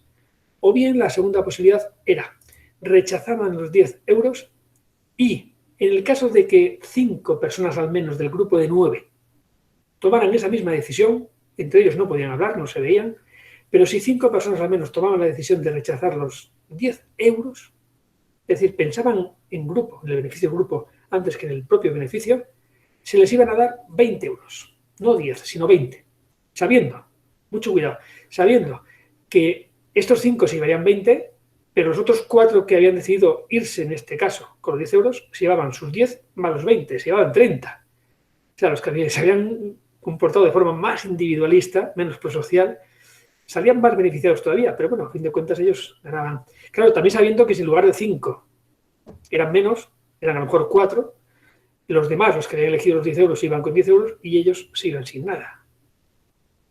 ¿Cuál es la decisión que tomarían esas personas? Bueno, pues el estudio demostró que el 60% de las personas aceptaban rechazar los 10 euros para llevarse los 20. El 60% es un número, ¿verdad?, interesante. Pero también es interesante pensar que hay un 40% de los seres humanos que tienen una mayor tendencia a mirar sus propios intereses frente al bien común. Y eso es lo que posiblemente explique problemas como la contaminación ambiental, el tema de la carrera de armamento, el consumismo. ¿Cuál es el antídoto al final? Como nos dice siempre todo el mundo, ¿verdad? Pues es que en realidad no hay muchas opciones. El antídoto pasa, como que siempre, por la educación. Y los contextos educativos, precisamente el aprendizaje cooperativo, la educación socioemocional y la ética, la educación ética, la educación en valores, son realmente el antídoto para poder luchar contra esa tendencia a mirar nuestro propio interés por encima de todo lo demás. Y ya que hemos hablado de este experimento, ¿usted qué haría si le ofreciera los 10 euros en esas condiciones? ¿Lo rechazaría? ¿Se arriesgaría a perderlo? Y, por supuesto, si había 5 personas a obtener el doble, ¿usted qué haría? ¿Lo han pensado ya? Bueno, pero ¿y si en lugar de 10 euros, el experimento original era con 10 euros, pero ¿y si en lugar de 10 euros fueran 500.000 euros? Medio millón de euros. Ojo, ¿verdad? Porque a lo mejor el porcentaje del 60% bajaba drásticamente. Drásticamente. Claro, la posibilidad de ganar 1 millón es muy interesante, pero la posibilidad de perder 500.000 podría condicionar mucho. Bueno, al final, a veces es el volumen, la cantidad, ¿verdad? Y tan importante las matemáticas, la que puede provocar un dilema incluso a nivel ético. En el cooperativo es importante la asignación de roles. Cada uno debe saber qué es lo que tiene que hacer, por qué. Hay 4 roles básicos, pueden cambiar de nombre, con matices, pero básicamente suelen emplearse roles muy, muy similares. Yo les presento aquí, bueno, no sé si están viendo, acabo de compartir pantalla, imagino que sí. Están viendo aquí los 4 roles que yo suelo emplear con mi alumnado en el contexto de trabajo cooperativo. No es que la hoja esté al revés, ¿vale? Este es el guía, el capitán, el líder del equipo. está en posición correcta porque la hoja se dobla por la mitad para formar, en definitiva, una especie de triángulo, algo así. ¿De acuerdo? De manera que todo el mundo, cuando se coloca sobre la mesa, sepa quién es el guía del equipo, así también lo sabe el docente, y el alumno pueda, por el otro lado, por la parte que no está el dibujo, ver cuáles son sus 3 funciones, como en este caso como líder, que ahí las tienen, y cuáles son las frases que puede utilizar de comodín para ejercerla hasta que aprende a ejercer ese rol. Porque el rol hay que aprender a ejercerlo. Los roles son rotativos, pero hay que permitir que haya tiempo suficiente para que cada alumno pueda aprender a ejercer su rol, el rol del líder en este caso, o los demás que vamos a ver. Así que el utilizar frases como esta, frases comodín, es también muy interesante. Luego ellos pueden, por supuesto, añadir las suyas. Por aquí doblaríamos para apoyar, etc. Luego tendremos el secretario o secretaria. Si en lugar de este nombre ponemos, por ejemplo, el custodio o el guardián de los acuerdos, parece que el rol tiene un poquito más de poder, de motivación para el alumno. En definitiva, el secretario lo que hace es guardar los acuerdos del equipo, custodiarlos. Pero con un cambio de rol, de nombre, estamos dando un poquito más de peso al rol. De nuevo, es lo mismo, sus funciones, aquí, sus frases, tendríamos el guardián de la palabra y del silencio, otro rol muy importante, y finalmente el responsable del material, con sus roles. Bueno, estos u otros, pero en definitiva saber que es importante asignar roles, por eso va a garantizar un trabajo muy, muy eficiente. Y les empieza a enseñar también cómo cada uno podemos aportar desde diferentes formas para que al final el trabajo que se nos ha asignado salga lo mejor posible. Las normas básicas del trabajo cooperativo son las que permiten al alumno saber cómo se tiene que cooperar. Así que cuando vamos a evaluar también a nuestro alumnado respecto a su capacidad de cooperación, basamos esa evaluación precisamente en estas mismas normas. Si enseñamos a cooperar y le estamos explicando que es una metodología muy potente, que cooperar es muy importante para aprender y para su vida profesional y personal, lo que hay que también es ser consecuente con ello. Así que la nota de matemáticas no puede basarse solamente en sus conocimientos, capacidades y competencias matemáticas, sino también tendrá que tener un peso esa capacidad de cooperación. Porque si no, todo nuestro discurso se desmonta. Si no, ellos percibirán que esto en realidad no es tan importante si no le damos parte de la nota. Vale. Bueno, aquí tienen las normas que yo utilizo. Lo importante no es que sean estas, serán parecidas, pueden cambiar algunas cositas. Lo importante es, primero, que se entiendan, que sean sencillas de entender. Segundo, que sean en positivo, es decir, que la formulación esté expresada en positivo, ¿vale? Y tercero, que no las apliquemos todas a la vez, las vamos a ir aplicando poquito a poco, una a una. Y a menudo también cuando surge la necesidad, cuando empezamos a cooperar y hay mucho ruido en el aula porque todavía no gestionan los temas, el tema del volumen de voz, pues a lo mejor empezamos a hablar de qué está ocurriendo y cómo podríamos solucionarlo, y eso nos viene muy bien para incorporar, por ejemplo, una norma en torno a los niveles de voz. Los 4 niveles de voz del cooperativo, el nivel de silencio, nivel ninja, el nivel de susurro, nivel espía, el nivel de trabajo en equipo, que es el nivel de amigos, y el nivel de orador o de expositor, el que tiene que exponer al gran grupo. Bueno, pues en su momento eso puede permitir que incorporemos la norma de los niveles, por ejemplo. Bueno, ¿qué les parecen estas normas? ¿Serían útiles en el contexto de una de sus clases, con alguna adaptación? ¿Están bien formuladas, creen ustedes? Yo les he dicho que tienen que estar formuladas en positivo y, sin embargo, la norma número 3 no está correctamente formulada del todo. Escuchamos las opiniones de los demás sin interrumpir. Ojo, hemos metido en la cabeza del niño a través de la norma la palabra interrumpir. Y lo que nos dice tanto la PNL, la programación neurolingüística, como también los estudios sobre el poder de las palabras y el cerebro, y hay investigaciones muy interesantes en este campo lideradas por Luis Castellanos, un investigador catalán, nos están diciendo que cuando la palabra se menciona, se activa en la corteza cerebral, en el cerebro de la persona, precisamente las áreas vinculadas a esa palabra. Si un niño está corriendo por el pasillo y le decimos no corras por el pasillo, se activan las áreas de la corteza motora que tienen que ver con la carrera, con las piernas. Con lo cual, de alguna manera, estamos promoviendo que el niño corra. Si queremos que el niño no corra por el pasillo, la norma tiene que ir, por favor, anda por el pasillo. Si queremos que no grite, no hablaremos de gritar, sino hablaremos de hablar en voz baja. Así que si no queremos que interrumpa, habrá que plantearlo de otra manera. Y también la norma número 4 tiene una pequeña pega. Antes de hablar, pedimos la palabra y expresamos la opinión sin imponer. Pero hemos metido la palabra imposición, que es lo que queremos evitar. Cambiemos solamente un poquito, son las mismas normas que antes, pero ahora, en lugar de interrumpir, hablaremos de escuchar atentamente y en lugar de imponer, hablaremos de respeto, que es lo que queremos, en definitiva, promover. Esta es la importancia que tienen las palabras, no solamente las normas de trabajo cooperativo, también las normas habituales de trabajo de clase, por supuesto. No estoy seguro de si trabajan alguno de ustedes con adolescentes o están en los ámbitos de las edades de primaria e infantil, pero en cualquier caso, lo que sabemos hoy es que el cerebro del adolescente es muy sensible a la socialización, al trabajo, al estar con sus iguales, a los colegas, ¿verdad?, que ellos dicen. Ahí les hago referencia a una investigación muy interesante en la cual se preguntaba a personas adultas qué opinaban de sí mismas. Y luego se preguntaba a las mismas personas qué opinaban los demás de ellos. Bueno, cuando esas personas respondían a ambas preguntas, la activación de las sináptica a nivel cerebral movilizaba redes parcialmente solapadas, pero básicamente idénticas. Es decir, la respuesta a qué opinan los demás de mí y la respuesta a qué opino yo de mí, básicamente era lo mismo. Sin embargo, cuando se preguntaba a adolescentes qué opinaban de sí mismos y qué opinaban los demás de ellos, las redes sinápticas que se activaban en el escaneo cerebral eran prácticamente diferentes. Es decir, perdón, os lo he dicho al contrario. En el caso adolescente eran absolutamente iguales y en el caso de los adultos bien diferenciadas. Lo que explica por qué para el adolescente es tan importante la opinión de los demás. Porque es que no diferencia. En definitiva, lo que yo soy es lo que mis colegas dicen que yo soy. Y esa es la gran realidad. De ahí el cuidado que tenemos que tener en el tema de los contextos sociales. Hay también un experimento muy, muy interesante de esta autora, que es antiguo, que os propongo aquí, del juego de la ciberbola, que nos muestra cómo el rechazo social duele mucho más al adolescente que al adulto. Y en el tema de la ciberbola, lo que se planteaba a los sujetos que participaban en el experimento era que iban a jugar virtualmente en un ordenador con otras dos personas.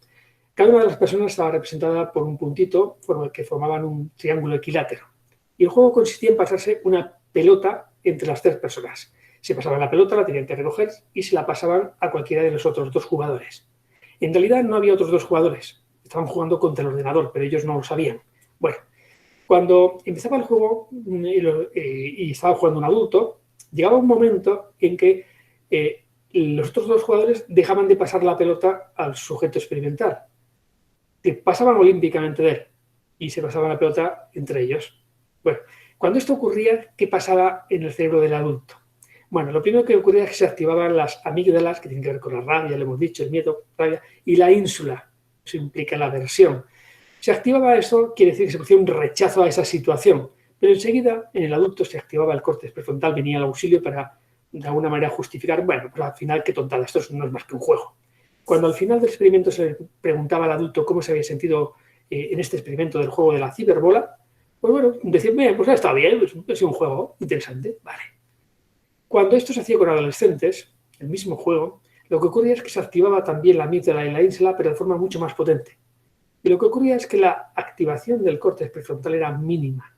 Es decir, el auxilio que podía proporcionar la cognición para entender que aquellos que estaban pasando de él, pues en definitiva no era más que un juego, no llegaba. Cuando se le preguntaba al adolescente al final del juego cómo se sentía, cómo se había sentido en el experimento, lo que manifestaban los adolescentes es que se habían sentido mal, por ese rechazo, pues que esta gente de que va pasando de mí. Bueno, esa es la importancia del tema del contacto social. Trabajar de forma cooperativa en contextos de instituto, en contextos de adolescencia, es absolutamente básico porque nos podemos servir de esta importancia que lo social tiene en estos momentos de su vida. Les voy a proponer yo ahora una nueva cuña en torno a este proceso de compartir o pensar más de forma individual. Compartir o robar. Les voy a proponer que jueguen conmigo o contra mí. Claro. Hace unos años hizo muy famoso, en el 2007, por ahí, en Gran Bretaña, se jugaba a un programa de televisión donde uno de los juegos que se hacía era este que ven ahí, el de Golden Balls. Se hizo hasta un juego de mesa, como ven. Se daba una cantidad de dinero entre dos jugadores y tenían que adoptar una decisión entre ellos. Ninguno sabía lo que iba a decidir el otro. Y en función de la decisión que tomaran, ocurriría una cosa u otra con ese dinero. Van a jugar contra mí, van a ser mi pareja de juego, y la situación sería más o menos esta. Imagínense que tenemos 1.000 euros en juego. Nos ofrecen 1.000 euros a usted y a mí. Y en función de lo que decidamos ahora, nos llevaremos una cantidad u otra. Si ambos cooperamos, si ambos decidimos cooperar, usted y yo, cada uno nos llevaremos la mitad de esos 1.000 euros, es decir, 500. Pero yo no sé lo que va a decidir usted, claro. Ahora bien, si ahora usted elige robar y yo elijo cooperar, como usted ha elegido robar, se va a quedar con todo, con los 1.000 euros, y yo sin nada. Claro que también puede haber ocurrido, o podría ocurrir, que usted elija cooperar y yo elija robarle. En ese caso, usted se queda sin nada y yo me quedo con todo, con los 1.000 euros. Y aún hay una cuarta opción. Si ambos decidimos robarnos, nos quedamos sin nada. Ninguno nos llevamos nada. Básicamente el juego en televisión era este. Y ahora ya sabiendo estas condiciones, vayan pensando su respuesta, vayan pensando si van a cooperar conmigo o deciden robar. Y mientras se lo piensan, yo que conozco el juego, voy a darles alguna información extra.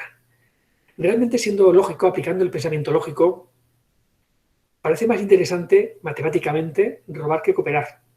Porque si usted elige robar y yo elijo robar, nos llevamos cada uno 500 euros. Pero si usted elige robar y yo cooperar, usted se lleva 1.000, la media entre 1.000 y 500. O sea, en este caso, no, si se elige robar, perdón, y yo elijo en robar, no se lleva nada. Pero si elige robar y yo elijo cooperar, se va a llevar los 1.000 euros. La media entre 1.000 y nada sería 500 euros. O sea, la media si elige robar es de 500 euros. ¿Verdad, Jesús? Ha ido bien ahora. Ahora bien, si usted elige cooperar y yo elijo cooperar, nos llevamos cada uno 500, eso sí. Pero si usted elige cooperar y yo elijo robar, usted no se lleva nada. La media entre 500 y nada es 250. Así que desde el punto de vista de la lógica parece más interesante robar con una media de 500 que cooperar con una media de 250.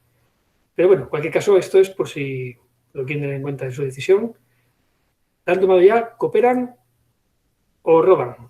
¿La tienen ya? Pues ahora voy a dar yo mi respuesta. Y así sabremos si hubiéramos ganado algo, todo o perdido.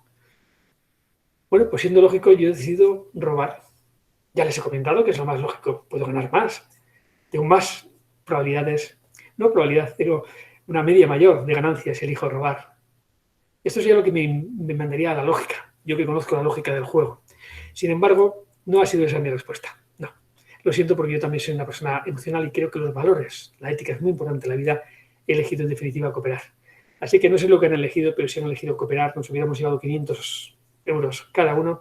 Y si alguien ha elegido robar, pues enhorabuena, yo me hubiera quedado sin nada. Pero en definitiva es el juego. Bueno, juegos. Hoy hablábamos de cooperación y hablábamos también de juegos, ¿verdad? Aunque fuera un poquito. ¿Cómo sabe el cerebro del niño que el juego le es útil para aprender? ¿Por qué el niño tiene esa ansia de jugar? Como dice Francisco Mora, el juego es el recurso básico durante la infancia para el aprendizaje, en el ser humano y en los mamíferos. Pero lo que también sabemos es que durante toda la vida, no solamente durante la infancia, al ser humano le sigue gustando jugar y le sigue siendo una herramienta, un recurso muy potente para aprender. Pero ¿cómo sabe el cerebro que realmente el juego es útil para aprender? Pues precisamente por las neuroquímicas que se liberan en los contextos de juego. Básicamente el cerebro se mueve en cualquier situación en un entorno de dos vectores. Si lo que hacemos resulta agradable o resulta desagradable. Es decir, en ese vector de agradable y desagradable puede realmente ubicar cualquier situación que se nos presente en la vida. Cuando lo que se nos presenta en la vida, lo que estamos haciendo, se percibe realmente como muy agradable, eso al cerebro le interesa. La interpretación cerebral es que si esto es muy agradable es porque es bueno para nuestra supervivencia. Y por tanto, conviene recordarlo, conviene seguir haciéndolo. Sin embargo, si lo que estamos haciendo es muy desagradable, lo que ocurre es que se interpreta a nivel cerebral como que esto puede atentar contra nuestra supervivencia. Y por tanto también es bueno recordarlo, pero evitarlo, precisamente para evitarlo, para rechazarlo. Las neuroquímicas que aparecen durante el juego tienen un gran valor dentro de ese vector porque nos van a mover siempre la percepción de situaciones, de sensaciones muy agradables a nivel cerebral. Vamos a hablar de qué ocurre cuando jugamos. Lo primero que sucede es que hay diversión, eso está en la esencia del juego, y por tanto se liberan dopamina y endorfinas, que tienen que ver, como ya sabemos, con la emoción de la alegría, la dopamina y la sensación tan agradable, tan placentera que nos producen las endorfinas. También durante el juego se va a producir siempre procesos de descubrimiento, de reto, de exploración, que van a liberar, por una parte, la adrenalina, que tiene que ver con la novedad, con la sorpresa, pero también cuando ya somos capaces de sentirnos seguros en ese contexto de juego, se va a liberar la serotonina junto con dopamina. La serotonina tiene que ver con la seguridad, con el control, la dopamina con la alegría, así que seguimos sintiéndonos bastante bien. En los contextos de juego interaccionamos con otros seres humanos, con los demás niños, los demás jugadores también. Y en ese contexto la oxitocina y también la vasopresina, como hemos comentado antes, se va a liberar. Y ya sabemos que es una química también calmante y agradable, la del vínculo, la de la relación, la del apego. Así que nos hace sentir bien. En los contextos de juego, en muchos momentos aparecerá el triunfo. Vencemos a otros o vencemos a las circunstancias, a la naturaleza, si estamos en un contexto de juego natural, al reto en sí. Y en esos contextos la liberación de dopamina en el sistema dopaminérgico va a estar siempre presente. A veces surge el conflicto, los problemas, pero precisamente el que surja el problema en el reto nos da oportunidad de trabajar la resolución de conflictos. Así que aunque a veces pueda puntualmente aparecer químicas vinculadas a emociones desagradables como la noradrenalina, la rabia, etc., lo que tenemos aquí es una enorme oportunidad de gestión. Ahora, que aparezcan estas químicas en un contexto de químicas agradables diluye mucho también el impacto negativo de ella. Y finalmente, acudiendo a algo a ese concepto de Csikszentmihalyi en torno a fluir, ese libro tan bonito de este autor que habla del flow, del fluir, aparecerá la serotonina, es cuando el alumno, el niño, se pone a jugar y se le pasa el tiempo y que ni se da cuenta porque el tiempo fluye. Ahí es donde la serotonina, la seguridad y también la acetilcolina, la neuroquímica de la emoción, admiración, entran en juego. Dos químicas muy calmantes, muy ligadas a nuestro sistema parasimpático, que nos hacen sentir bien, pero además muy, muy, muy calmaditos. Bueno, pues esta es la explicación de por qué el cerebro se siente tan bien y considera al final el juego como una herramienta muy potente en su vida para aprender. El sistema dopaminérgico, que es el que se activa de forma muy, muy importante en el juego, básicamente a nivel cerebral se ubica en el tegmento, el área tegmental ventral, aquí al final del tallo cerebral, la zona también más primitiva de nuestro cerebro, y por activación también, por conexión de los axones del tegmento con el núcleo accumbens, lo que se produce es una liberación precisamente allí de este neurotransmisor, de la dopamina. Bueno, el juego es un gran activador del sistema dopaminérgico, pero también es interesante darnos cuenta, bueno, hay muchos más elementos, obviamente, el juego, el sexo, el comer, siempre que tengamos hambre, por supuesto, van a liberar o van a activar el sistema dopaminérgico, pero es interesante también darnos cuenta del fenómeno de la habituación. La dopamina es adictiva y como cualquier otra sustancia que es adictiva, cuando el cerebro tiene su dosis, habitualmente va a querer un poquito más, va a querer estar ahí siempre con un poquito más, y hay que saber jugar también, mediar en qué cantidad de dopamina al final utilizamos. He puesto aquí un vídeo de un experimento muy interesante en el que se enseñó a unos monillos lo siguiente. La investigadora le da una piedra, se lo enseñó al monillo, que si esa piedra que la investigadora echaba a la jaula, el monillo se la devolvía a su mano, recibía como premio un trozo de pepino. Y ese trozo de pepino activa, vamos a ver, su sistema dopaminérgico, porque al final es un premio, es una recompensa. Vamos a verlo. Fíjese que el de la izquierda, cuando recibe el primer pedazo de pepino, está de acuerdo con ellos. Después ve al otro recibir la uva y mire lo que pasa. Entonces le da la piedra, esa es la tarea, le damos un pedazo de pepino, lo come, el otro tiene que darnos la piedra, y es lo que hace, y les dan la uva, el otro lo ve, le da la piedra y recibe de vuelta pepino.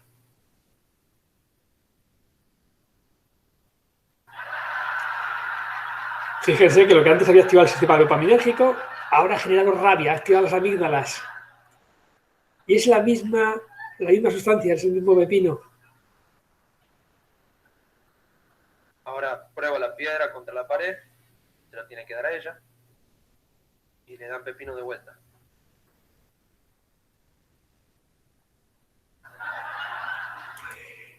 Ay, bueno, perdón, voy a antes de pasar esta imagen. Sapolsky dice algo Robert Sapolsky, algo muy interesante, más o menos así. Lo que ayer fue un placer inesperado, hoy se convierte en un derecho y mañana ya no será suficiente. Y esto nos ocurre a los seres humanos, le ocurre también a los monillos. Y lo que hasta ahora nos satisfacía, basta con que de pronto surja algo, nos comparemos con otro ser humano, para que aquello que nos gratificaba tanto y que activaba nuestro sistema dopaminérgico empiece a activar justamente químicas muy diferentes. Eso también es interesante tenerlo presente. La anticipación de la recompensa activa mucho más el sistema dopaminérgico que la propia recompensa en sí. Esta niña que participa en este juego, en esta carrera de sacos, en los momentos previos al inicio de la carrera es cuando más liberación de dopamina se está produciendo en su cerebro. Luego se divierte durante el juego, obviamente que sí. Y al final, si gana, va a haber un chute de nuevo de activación del tegmento y del núcleo accumbens, un nuevo chute de dopamina. Pero los niveles de dopamina son mucho más elevados al principio. Esto es lo curioso. Tener esto en cuenta nos permite también gestionar hasta qué punto, darnos cuenta hasta qué punto, bueno, los seres humanos somos como somos, ¿no? Tenemos que ser muy cuidadosos en cómo presentamos las situaciones de aprendizaje y cómo presentamos los juegos. La importancia que tiene la presentación del juego en sí, porque sabemos que es el momento más motivador de todos, incluso mucho más que el propio juego en sí, o los resultados del juego. La magnitud de liberación de dopamina, según los trabajos de Schultz, depende de dos variables. La primera es el tamaño esperado de la recompensa. Es decir, no es lo mismo pensar, wow, esto va a estar bien, sí, a pensar, wow, esto va a estar increíble, uf, una pasada. No es lo mismo. Y en segundo lugar, que también es muy interesante, a la presencia de refuerzos intermitentes. Cuando a unos ratoncitos en el contexto de laboratorio se les enseña que cuando se enciende la luz, si activan una palanca que hay en la jaula, aparece comida, lo que se ha descubierto es que si en lugar de aparecer comida siempre aparece el 50% de las veces, la activación del sistema dopaminérgico es mucho mayor. Es decir, cada vez que se enciende la luz, doy a la palanquita y una vez me sale comida y otra no, en una proporción del 50%. Eso es mucho más motivador que el que aparezca siempre. Llevado al terreno también de lo educativo de nosotros, es interesante ver entonces si esto nos puede servir de algo. Porque en definitiva, ¿cuál es la mejor proporción para que esos refuerzos intermitentes sean una fuente de motivación para el alumno? El mayor nivel de incertidumbre, el 50%. Si le planteamos a nuestra clase, cada vez que os portéis genial como grupo, vais a obtener un premio. Podéis ir a mi mesa y coger una carta de premio. Y en esa carta vais a leer que en la próxima sesión podéis elegir el juego que vamos a hacer antes de empezar la sesión. Ahora bien, como yo sé que el mayor nivel de incertidumbre, el del 50%, es más potente que el que siempre obtengan el premio, lo que voy a hacer es que la mitad de las cartas tienen justo ese texto, pero el de la recompensa de elegir el juego, pero la otra mitad de las cartas tienen solamente un mensaje positivo, un mensaje más o menos que dice algo así como genial, lo estáis haciendo muy bien, enhorabuena, seguid así. Bueno, pues cuando la clase se porta genial y tiene que ir a por la carta, su nivel de expectación, de liberación, de anticipación, de recompensa, de activación del sistema dopaminérgico es mucho más elevado si saben que puede salir o no, pero en esa proporción del 50% que si siempre sale. En un contexto diferente de incertidumbre, imagínense, metemos a trabajar, a jugar un niño contra otro en un campeonato matemático, un campeonato deportivo o en un campeonato de debate, me da igual, pero uno es mucho mejor que el otro a nivel de aptitud. ¿Y qué puede representar eso? Si yo sé que cada vez que juego contra ti te gano en 9, cada 10 veces te gano 9, el 90% de las veces, mi nivel de incertidumbre respecto a perder es del 10%. Y el nivel de incertidumbre respecto a ganar del que solamente gana 10 de cada, o una de cada 10 veces, es en definitiva del 10%. Es decir, no es motivante saber que siempre te voy a ganar, ni me motiva el saber que casi siempre pierdo. Bueno, así que el mayor nivel de incertidumbre del 50% es un dato muy interesante que viene de la investigación. Y eso me lleva a plantear lo siguiente. Cuando tengo que hacer esos debates de pareja, esos campeonatos matemáticos o de otro tipo, la formación de equipos que antes he planteado la podemos modificar. Partimos de la misma base, pero ahora ya el primer equipo lo configuro con las 4 primeras personas del equipo rojo, con las 2 últimas y las 2 primeras del azul hago el siguiente equipo, luego sigo jugando con la segunda, tercera, cuarta pareja y finalmente la última pareja de los azules la junto con la primera de los verdes y hago los 2 equipos siguientes. Y ahora ya sí que puedo garantizar que en este contexto de juego, cuando compiten entre sí, el nivel de incertidumbre va a estar muy cercano al 50%, muy similar. Y esto va a hacer que esa propuesta de reto entre ellos sea mucho más motivante.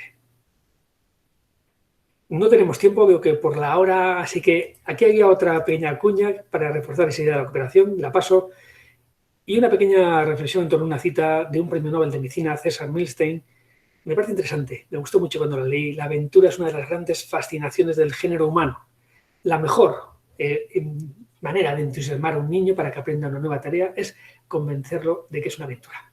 A mí me ha encantado hacer juegos de aventura a lo largo de mi vida profesional. Incluso tengo un libro que hice hace muchos años que se llamaba así, Juegos de Aventura. Pasos para crear y aplicar un juego de aventura. Bueno, pues en realidad es muy sencillito.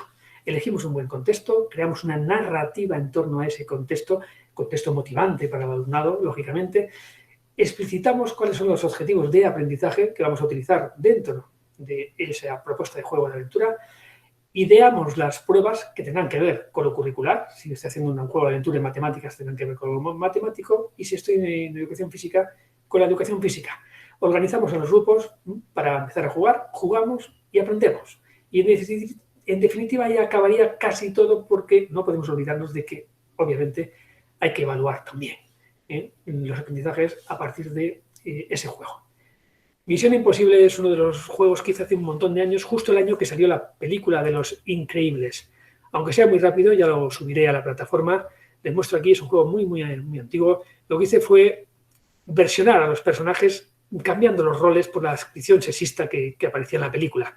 Y ahora la fuerte y valiente es la mamá, el elástico y un gran cocinero es el padre, Ráfaga la ninja es muy rápida y muy hábil con las manos, Maratón es un gran bailarín, muy resistente, y Baby Imposible, no sabemos si es niño o niña, aparecerá también por ahí.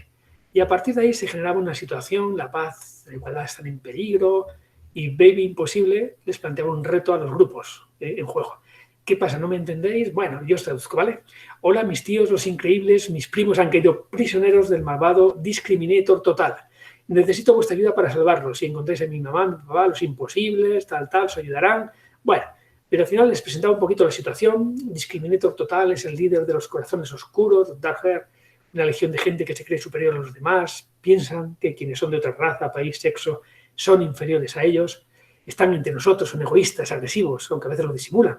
Su jefe, Discriminator total, ha inventado el atolinador neuronal, un deductor mental capaz de encoger la inteligencia y la imaginación de las personas para convertirlas en nuevos Darkhair.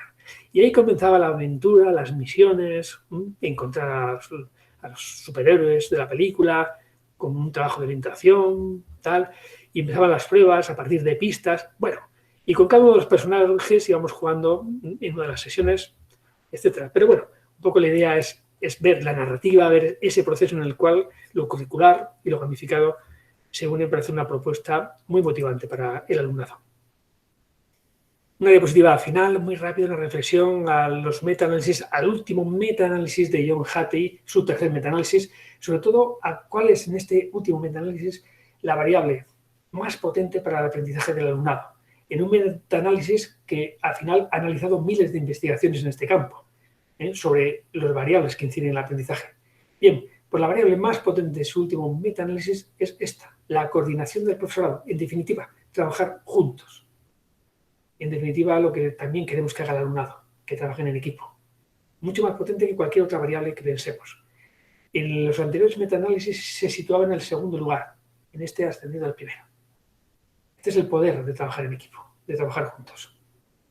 Mi página web, Martín Pinos, mi correo electrónico, no lo tienen todavía, creo, por si quieren hacerme cualquier consulta, pero sabiendo también que tenemos el grupo de WhatsApp y que directamente por allí pueden consultar y también les responderé. Y la última diapositiva, con ella me despediré de la presentación, pueden preguntarme lo que quieran.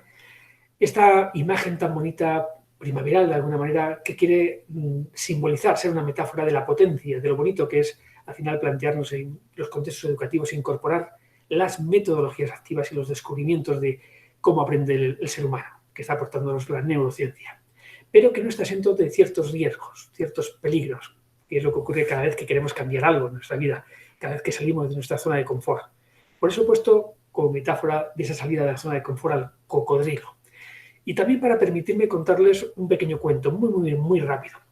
Dicen que un millonario montó una fiesta increíble en una de sus mansiones y en un momento dado reunió a todos los invitados alrededor de la piscina donde coleccionaba sus cocodrilos australianos. Este era el hobby, la excentricidad de este multimillonario, y propuso lo siguiente: si alguien se atreve a lanzarse a la piscina, la atraviesa y sale vivo, le doy la mitad de mis coches, de mis aviones y de mis mansiones. Con chulería, ahí queda eso.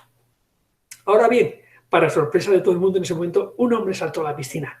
En ese momento los cocodrilos rápidamente ¡bum!, a por él. El hombre a puñetazos, patadas, se defendía como podía, pero vamos, por increíble que parezca, consiguió atravesar la piscina, salir vivo de allí, lleno de sangre, moratones, bueno, prácticamente desnudo. Impresionado el millonario se le acercó y le dijo: bueno, me ha dejado usted, ¿dónde quiere que le mande los coches y los aviones? Y el hombre le respondió: no quiero sus coches ni sus aviones. Ah, vale, lo que usted quiere son las mansiones, ¿no? Dice: no, tengo una hermosa casa, no necesito de las suyas. En ese momento el millonario, intrigado, dice: pero bueno, a ver, si usted no quería nada de lo que yo ofrecí, entonces, ¿qué es lo que quiere? Dice: ¿qué es lo que quiero? Yo encontrar al desgraciado que me empujó a la piscina. Pero, claro, todo cuento tiene, o que siempre tiene una moraleja, ¿verdad? A veces hace falta en la vida un empujoncito, que aunque parezca desafortunado, fíjense si este hombre hubiera querido aprovecharse de ese empujoncito para hacerse millonario. En definitiva, lo que quiero plantearles es que, junto con Jesús, desde el 100 también, lo que hemos hecho hoy ha pretendido ser eso, un empujoncito, una palmadita en la espalda, porque creemos que siempre viene bien. Bueno, casi siempre. ¿De acuerdo? Muchas gracias por su atención. Voy a dejar de compartir y así cualquier pregunta que puedan tener ustedes, estaré encantado de contestarla. Ahora ya sí que pueden activar sus micros sin ningún problema. Y sus cámaras, si quieren, por supuesto. Pues muchísimas gracias, doctor. Ha sido un gran placer escucharlo. Muchas gracias. Gracias, Jesús. Hola, Samara. Veo su cara. Hola. Ahora. Ahora sí está bien desvelado, supongo, doctor. Sí, bueno, ahora dormiré dentro de poquito. Muchas gracias, doctor. No hay de qué, un placer. Hasta luego. No sé si hay alguna duda respecto a lo que hemos podido ver hoy. Todo bien, muchas gracias. Vale, perfecto. Pues nada, desearles a todas, también a Jesús, desearles una buena tarde allí en México. Muy buena noche allá, doctor. Que pueda descansar. Seguro que sí, seguro que sí. Un placer. Y bueno, nos vemos a través del chat, del WhatsApp. Y lo único, recordar la tarea que les he propuesto. Voy a ser bastante cauto, moderado con la propuesta de tareas, porque sé que al final todo el mundo está muy ocupado y no sé si la han podido ver ya, la tarea que les propongo en torno al trabajo cooperativo. Es una propuesta de parejas, de hacer un pequeño glosario de solo 10 términos, pero de los contenidos globales del módulo. Por lo tanto, tienen de tiempo para hacer este glosario hasta que acabemos la cuarta semana del módulo. Y luego ya en cada una de las otras 2 sesiones siguientes les haré una pequeña propuesta, pero una cosa sencilla. Sé que al final los tiempos son los que son y les han mandado mucho trabajo, ya también en otros módulos, con lo cual espero que lo que yo les proponga les estimule y no suponga mucho esfuerzo. Las binarias, ¿usted nos selecciona en parejas o nosotros nos coordinamos por el chat? Pues no hay ningún problema en que se junten ustedes. Si están en parejas, perfecto. Y si alguna persona, si el número fuera impar, no sé exactamente, Jesús, al final cuántas personas están en definitiva siguiendo el módulo, si fueran impares, tampoco habría ningún problema en que se juntaran 3 personas. Así que por afinidad se pueden juntar ustedes Simplemente pónganse de acuerdo, que nadie se nos quede solo, eso es importante, por supuesto. Y si alguien no tiene pareja, que me lo diga, que yo rápidamente le busco para que pueda Perfecto. trabajar. Pero en definitiva, Gracias, doctor. sí, el planteamiento va a ser sencillo, ¿eh? Y En, luego nada, en teoría, el grupo está conformado por 8 personas, 8 vale, pues estudiantes. ahí Entonces, estaría perfecto. Sí, ahí estaríamos perfecto, porque una vez que ese glosario se haga en un Word o en cualquier otro formato, como elijan, en PowerPoint, como se quiera, luego se trata de simplemente convertirlo en PDF o si no, se puede utilizar otro formato, puede ser una imagen, y subirlo en el Padlet, en ese muro que les he compartido en la plataforma, para que de forma muy sencillita simplemente es insertar ahí el archivo y sea compartida, ese glosario sea compartido con el resto de parejas. Simplemente va a ser eso. Pues si no hay nada más, Jesús, compañeras, colegas, les deseo una muy buena tarde, un fuerte abrazo y también felices fiestas, que enseguida ya empezamos con ellas. igualmente, doctor, que descanse, que tenga una muy buena noche y feliz Navidad. Igualmente, hasta luego. Bye. Hasta luego. Hasta luego, buena noche.